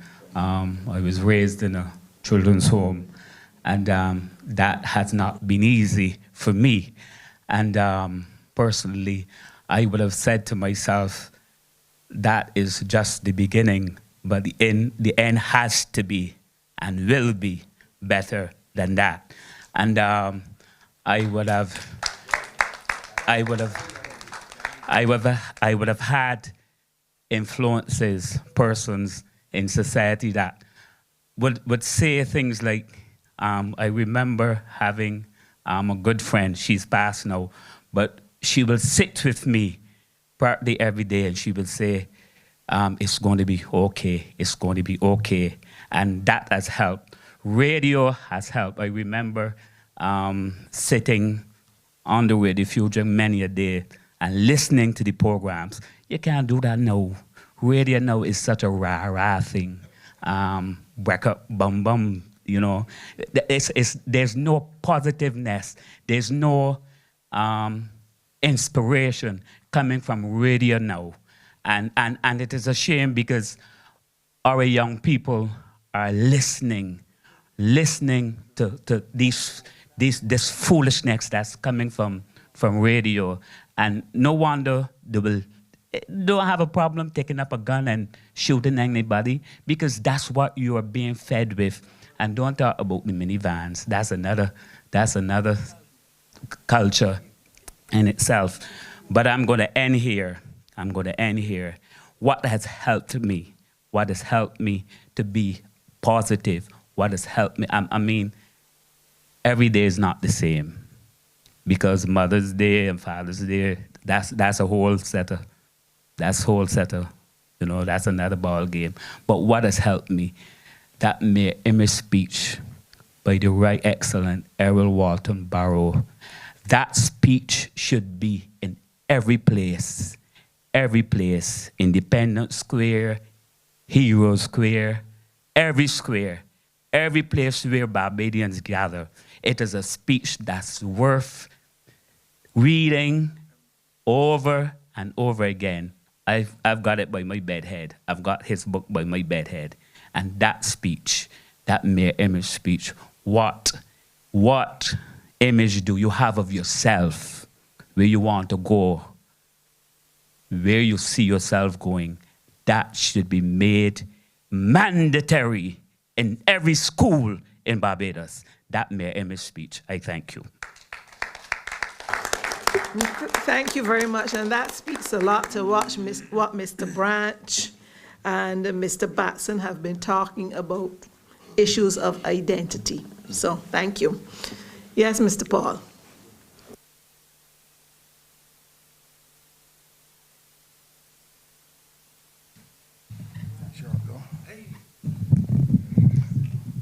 Thank you. First of all, I want to compliment the panel. You know, it's a difficult subject. You know, but I want to say, Easton, something that you said motivated me. And but you know, in all the discussions, you know, the truth is, values is something I haven't heard the panel speak to a lot, and value systems. And you know, the truth is, I heard that there was a suggestion that if we throw money after it, it will help solve the problem. But there are some things, of course, that we all know money can't buy, we can't change. And you know, one of the things I've noticed in all of this, we have become what I call a resource mendicant society. I can tell you what I mean.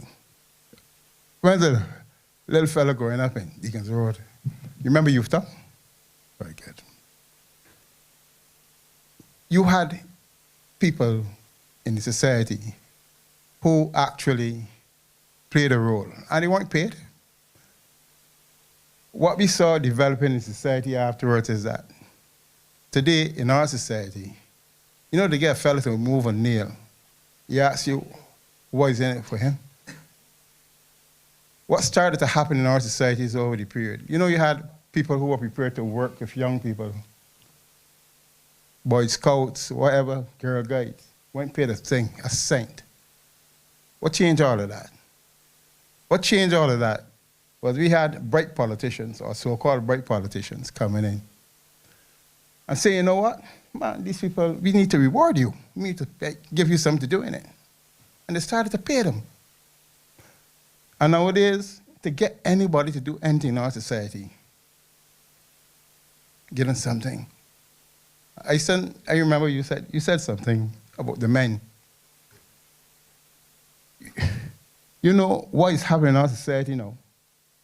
You have a situation in which men in our society have suffered more from that than anything else. You know why? Women have a way of helping each other. You know what? They stick together.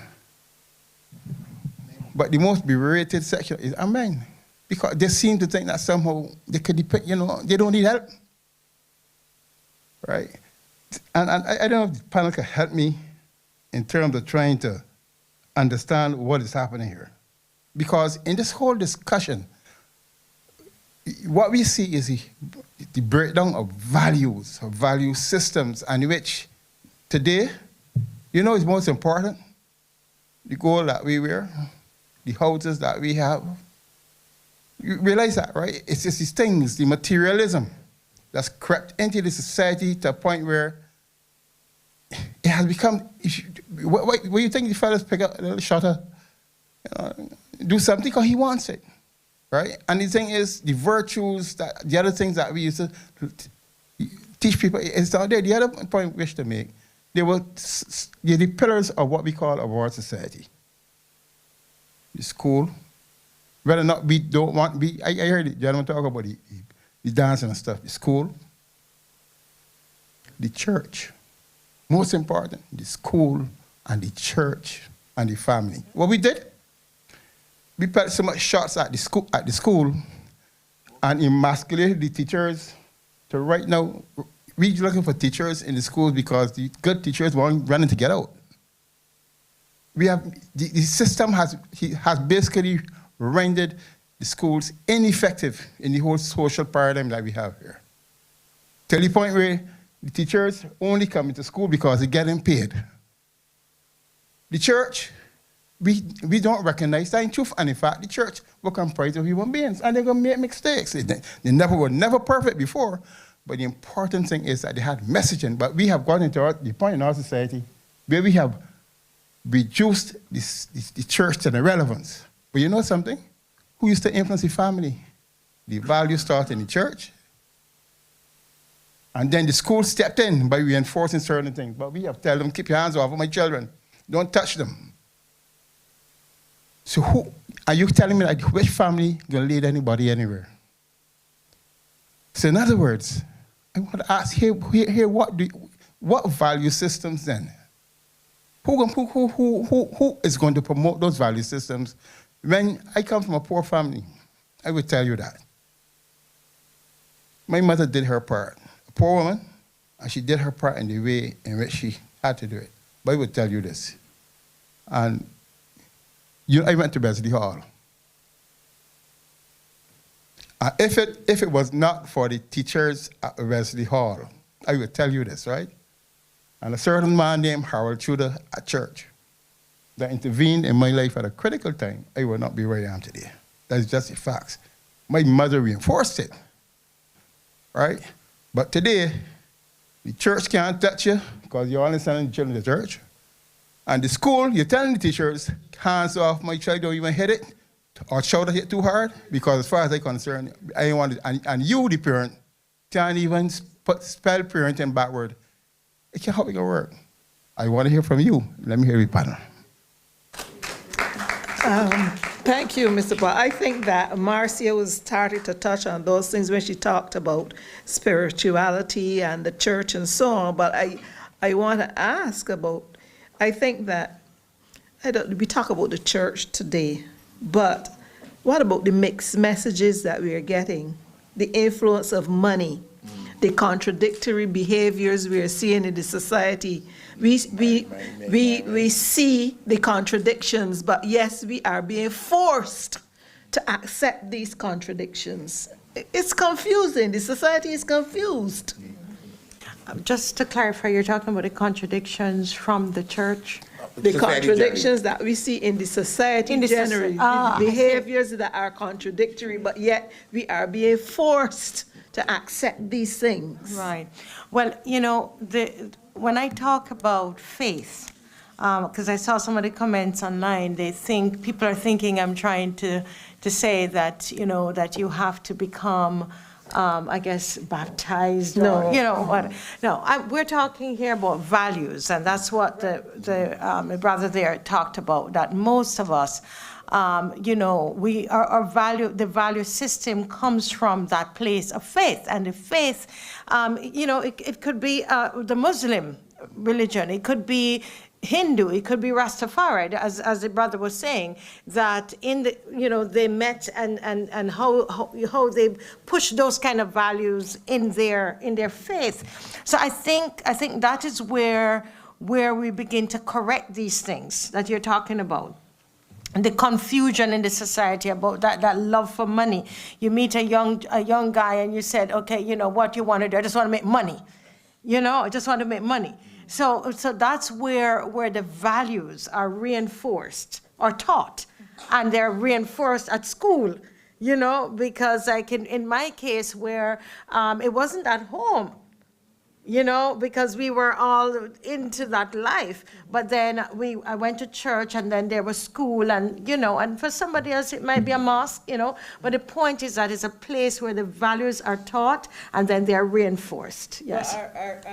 Are these values that we are talking about, that Mr. Paul talked about, are these values also being reinforced by the technology as well? Mm-hmm. And then we have the ostentatious lifestyles and behaviors of people that people look up to.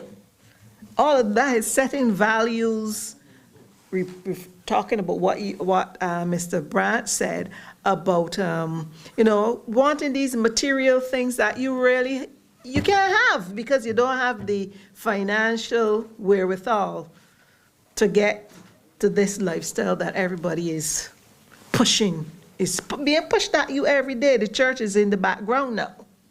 Social media is what our children look to. Remember, all of us here, most of us here over the age of 50, we're talking about. And we may have a few young people in the audience, but... It's the Pisa and a few others down there. But these are the things that... But if I could just say something, you're talking yes. The values can be put on the same social media.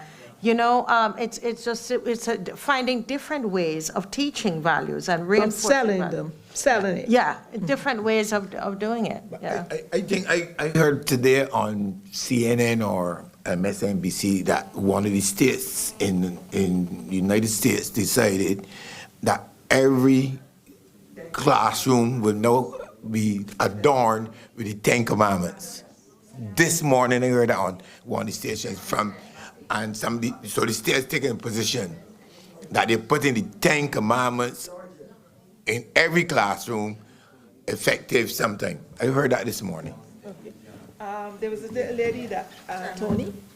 And then a Christian Yeah, thing. that lady, and then you, that lady. Good evening, everyone. So, everyone already commended the panel, and I want to agree with that. But something that I recognize is members of government, law enforcement, people that actually have the resources to implement these solutions that we are looking for are absent. Were these people invited? And I ask that because over the years I have seen a lot of discussions and talk. I listen to the Calling program also, and everybody has a problem and a lot of people have solutions to what is going on. But I can try to be as succinct as possible because of time. So I think that the solution to crime, or where we need to start, is actually in the family, specifically in parenting. And I'm going to tell you why I say that. No, coming out of COVID, I started to tutor children in reading.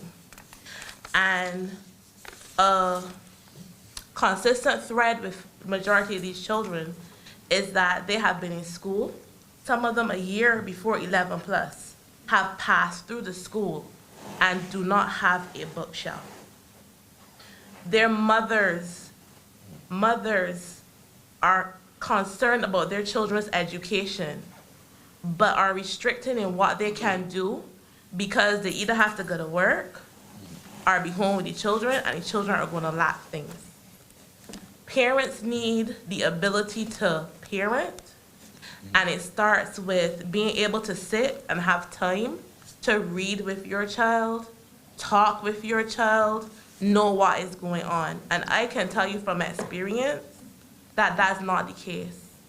I have time to sit with mine, but a lot of people do not have time to sit with theirs because they are caught up in the hamster ring of survival. You can't get off, you gotta go to work. You can't miss work because then you're not gonna have money. When you don't have money, you can't help the children. So I hope that going forward, that on the panel we would have people from law enforcement, government that can sit and tell us where these resources are going, how they are going to implement. Because we can come up with solutions in this discussion, but we need the resources to implement them. Thank you. I am not sure if members of government were invited to this discussion. I guess Mr. Bowen would be able to say yea or nay. But No, I just want to make a quick response to that, because it's an issue that I raised earlier on, is that we have a national action plan against violence developed at CARICOM and sent to all of the CARICOM states. And I challenge anybody in here to tell me what Barbados National Action Plan is to respond to the violence at whatever level. But 4 years, it has been reviewed 4 times, and the information or the programs or the structure have never been internalized and transformed to the communities, the youth groups, the churches, the schools, and nothing. That is what my issue is. I can't say that I know of this program, but for sure I'll be checking to see where I can get a copy of it and have a look at it. We have a, go ahead, sir. Yeah, good night. I sort of almost wanted to wait to last because I wasn't hearing the elephant in the room being addressed. You see, Mr. James Paul, he said the statement was, he said that if not for some person at Wesley Hall, he wouldn't be the person he is today. But that's on one end of the spectrum, right? So what turns you into someone who would go and shoot someone in the face and snatch a chain? That's the other end of the spectrum. But see, the elephant in the room that no one is addressing is I get a lot of confidential information from people. I'm a medical doctor, you know. And in this society, we have a lot of abuse. I mean, it's pervasive, okay? We have a lot of people who we look up to, who would really and truly, like Mr. James Paul said, it would aspire us to be somebody. But what about when that person abuse you? You know, it totally breaks spirit. It turns you into someone that you ought not to be. So that is what's driving a lot of these people who are criminals. They have been, check them out. A lot of them have been abused, you know, by a trusted uncle, a trusted stepfather, a church leader, a teacher at school, you know, and that's happening a lot in our society. That is what we are producing criminals daily. You know, that's what we're dealing with now. So to address this problem, one of the solutions, I don't know how you would bring about this solution, is that we have to stop this abuse that's going on in this society. Okay? Right, it's producing a lot of criminals. I know if you take any one of those people that commit those crimes, and you hold them and sit down in a room, and you ask them, did you have a normal childhood? They can tell you no. My stepfather used to abuse me daily. Or the church leader, or the teacher that like Mr. James Paul spoke about, hold them one evening after school and change their life.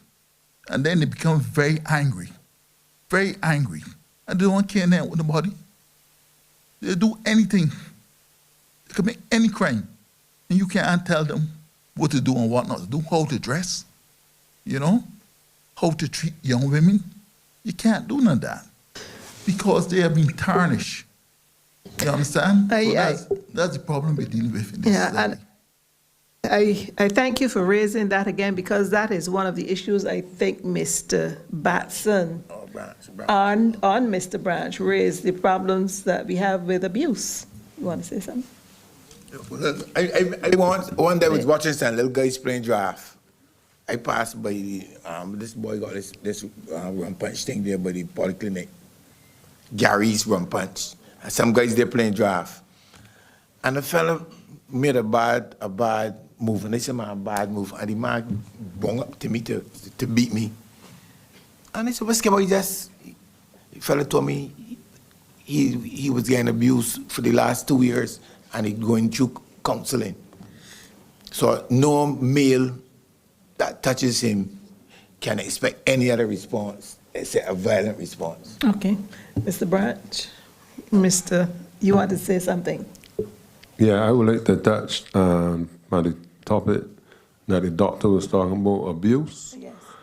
Not only that, first-time offenders, for minor little things, was being sent to Dodge. Little boys turning 15, 16 years old, been sent to Dodge for 5 years for little minor things that when big people go to the law courts, they must get a fine for, or they don't even get jail. You understand what I mean? But when you send the children to these places, the bigger boys abuse them from the beginning. You understand what I mean? And then they become hardened into being locked down. You know what I mean? That become a way of life.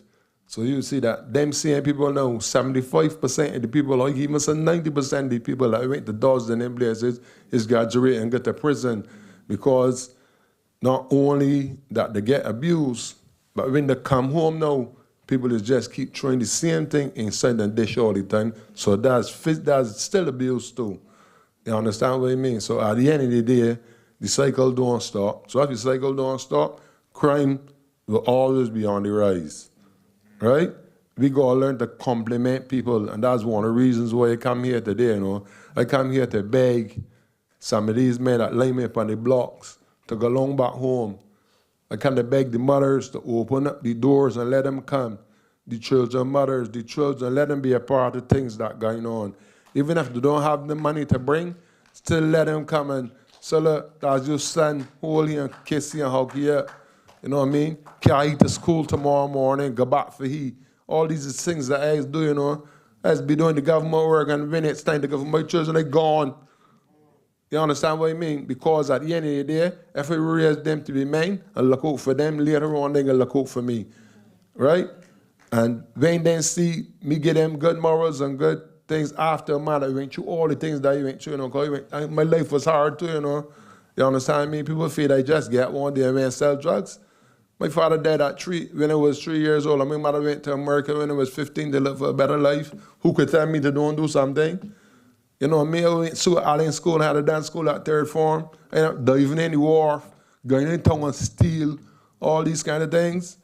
And then just get it one day and go, you know what I mean? And I went from bad to worse because I always had somebody there to remember who he is. And that it would never be nothing. Look at where part is today, through persistence. And I could turn around and turn that bad into something good today.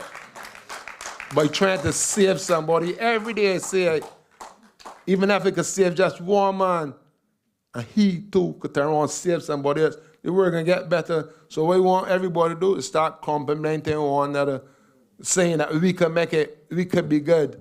You understand what I mean? And crime is something that could stop, but we gotta realize it cannot be bought. It must be written in the hearts of men. Thank you so much, Mr. Branch. And that was very good as a wrap-up, because I'm now going to ask everybody else to wrap up. And I go now to Mr. Batson for your wrap-up comment. I didn't want to be rude, but the guy there was there ever since. Which one? Oh, I didn't say. Go ahead. After you, then we'll wrap up. You go ahead. You go ahead. I was going to yield to the floor. No, you go ahead. I didn't see you. So you go ahead. We want to hear from you. Yeah, good night, family, and good night to the panel. This issue of crime, I myself, at the age of 23, was sentenced to 33 years in prison. 33. And I did 9 years, and at 32 years old, I was deported back to Barbados. And I would have met Mr. Batson here in America, in the prison system. And upon return to Barbados, one of the things we would have done is a lot of community work with young people on the blocks, the same issue we're discussing here.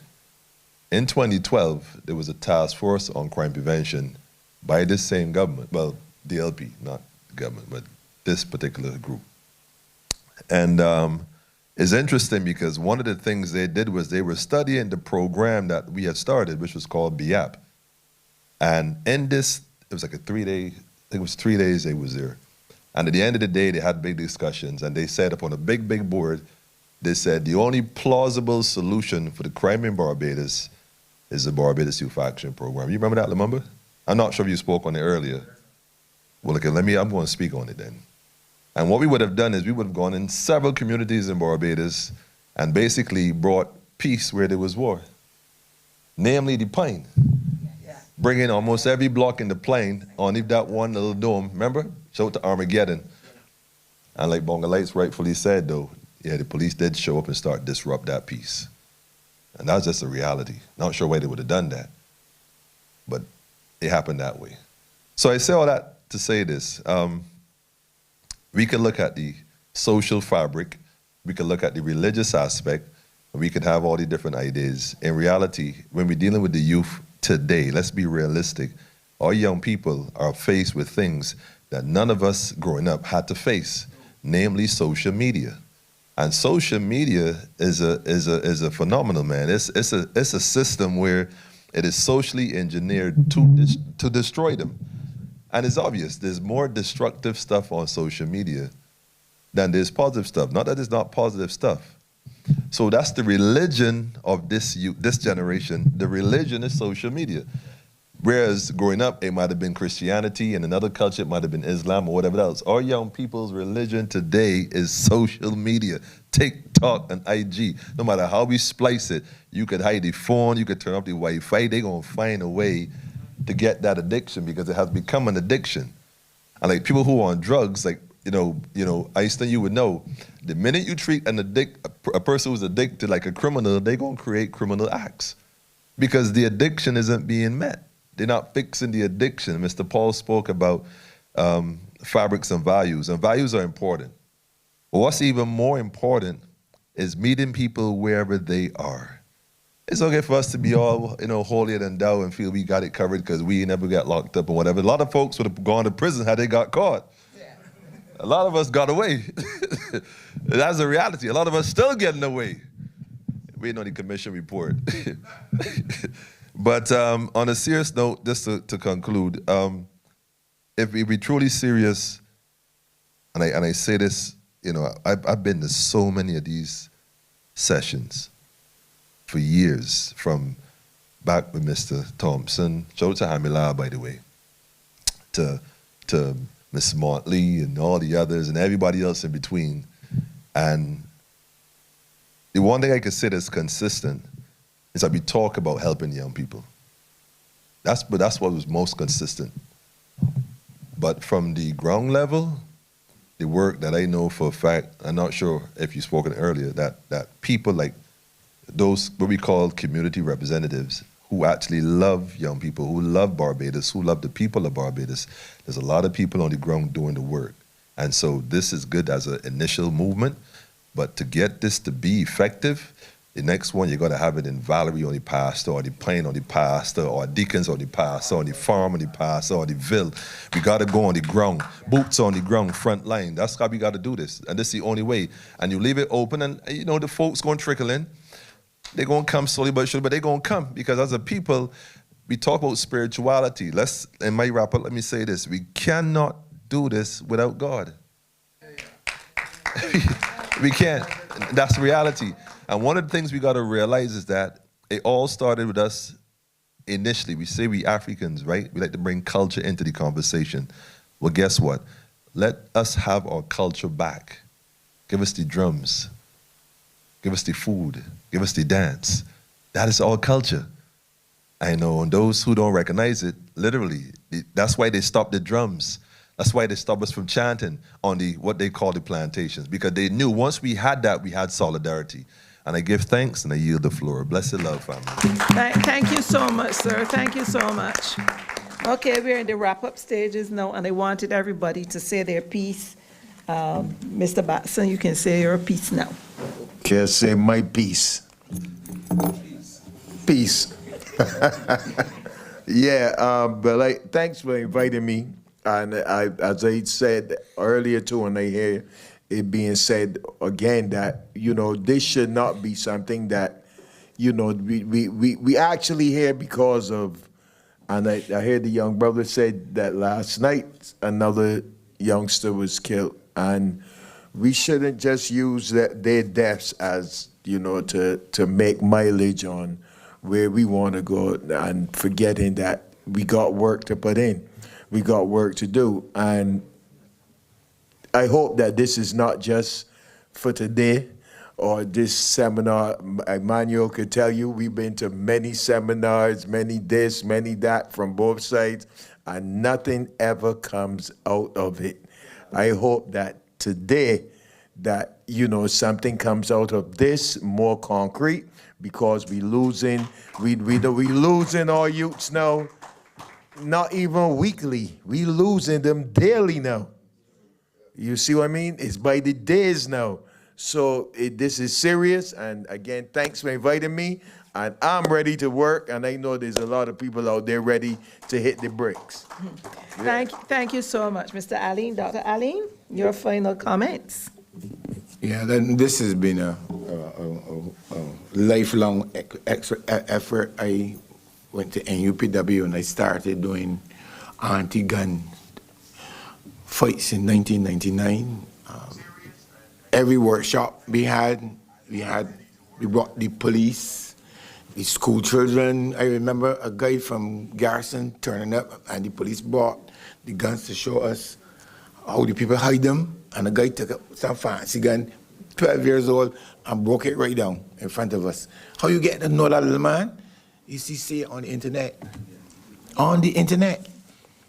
But my issue, though, is that we have to deal with guns. And I am not moving off of that. Why would somebody need a gun always escapes me. And I believe that I'm not going to concentrate on anything else but to concentrate on getting guns off the street, getting guns out of people's head. And I think if we believe that only bad boys is deal with guns, but people who got means, got a right to have a gun, then the people who got to deal with the illegal parts, so if they need a gun too. Let's get out of the people's head they need to have a gun. That is where I keep in my head. And I am sorry if I seem myopic, but I'm moving off of that guns issue. Thank you very much. Marcia, go ahead. Well, I just want to say thank you for this opportunity. As a Jamaican Barbadian, for me, I felt tonight I was able to share, a little bit of what's happening in Jamaica and to compare it to where we're at right now. And I want to go back to that to just say to us, please, please, please, let's, as my brother there was saying, let's move it beyond this conversation. And we can start in our communities, with your neighbor, with just people in your sphere, in your church, wherever, to reach out, to do something, see what you can do as we leave here this evening. So it's more that it's not a talk thing, and we're not waiting on the government to do something, but to start something. And one of the things that's happening, we've spoken to Mr. Bowen about this, is starting something with our young people, 16 to 18 years old, who are school leavers and they cannot read. So that we're not just talking about it, but we're doing something. And if you're interested, you can reach out to us. And we're just citizens trying to do something, okay? And I want to encourage us about, not to give up. El Salvador. I don't know if anybody knows that story. They were, up to a couple years ago, the murder capital of the world. And through hard work, lots of plans and lots of things that they did, they're now seeing a drastic reduction in crime. And they depended a lot on God.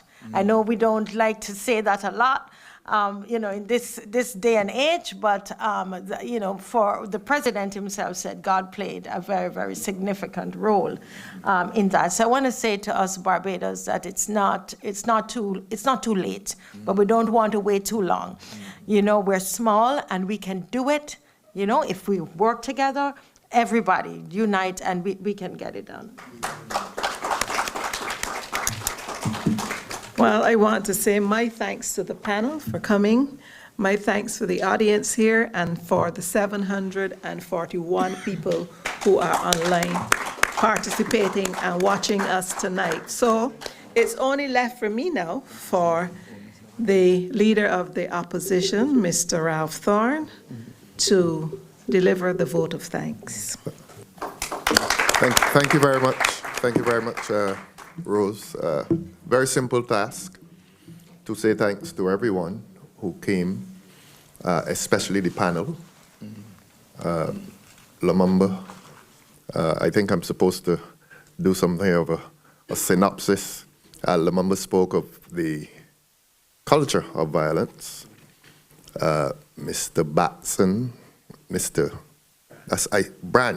Branch, a culture, a history of violence. Derek dealt with the demilitarization of the culture. He wants all guns out of Barbados, except the police and the military. Mrs. Weeks, very powerful personal testimony, and giving the example of Jamaica. Rose, you took us right back to the best days of CBC. Thanks very much for that. The audience, some excellent contributions. And Lamamba, I want to say to you that just today, David and I had a discussion that this must not end here. This must go across Barbados. We hope it will do. We hope we can get into the schools, and as somebody said, Valerie Pastor, the brother who spoke just now, excellent presentation. All the presentations were quite high standard, and we want to say thanks. We want to say thanks to the online audience. Rhodes, you said 741 at last count. So thanks to, and we competed well with cricket. I think there's cricket on presently, so we beat the cricket. It's not easy to beat cricket in Barbados. So thanks to everyone. David, could you stand and take an acknowledgement as well? Oh yes, Bertie, who brought the perspective of the career police officer and criminologist. Thanks to Mr. Hines, if he's still with us. He's still with us. Yes. And, young, come please. This is one of Barbados's outstanding young people. When I was first running in 2018, he contacted me by telephone. He's 17 now, and that's 6 years ago. He was 12 years old. I saw him tonight for the first time. Since when? And I used to look down at him. You see what's happening now. Yes. Everyone, you're a wonderful young man. We want to wish you. He left Harrison College and went to Queen's College. I don't know why he did that. But he's in lower six, going into sixth form. He's doing law, I think. What is it Ian Bishop said about Bradford? Remember the name? When he hit the 4 sixes? This is 6 sixes here, 1 over. Remember the name. Everyone Briggs. I want to thank you. Your introduction was powerful. It was mature. It was beyond your years. Everyone lost his dad about 3 years ago. Lost his dad at an early age, and here's a fine example. Easton, he lost his dad too, and he is doing what you would want him to do. Yeah. So everyone, thanks very much.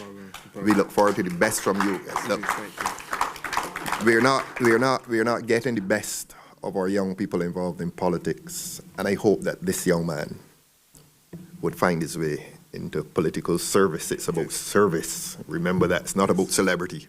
It's about service. So everyone, thanks very much for opening the session here this evening. Okay. And thanks to everyone. Let me explain that we had contacted David. We had contacted a priest. We really did want a priest on this panel. One of the agencies, as we know, of social control is the church.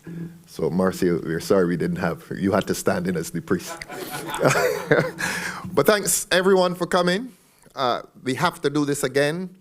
I want to promise you, Lamamba, I want to promise you that this evening's event will find its way into the manifesto when the elections come, because matters pertaining to youth tend to be pushed to the back of the manifesto, and sometimes it's a half a page. We want to give many, many pages to the biggest crisis confronting Barbadian society at this point, the crisis among the youth. So I want to say thanks for what you've taught us here this evening, all of you, all of the panelists. And have a good night, everyone, and thanks for coming.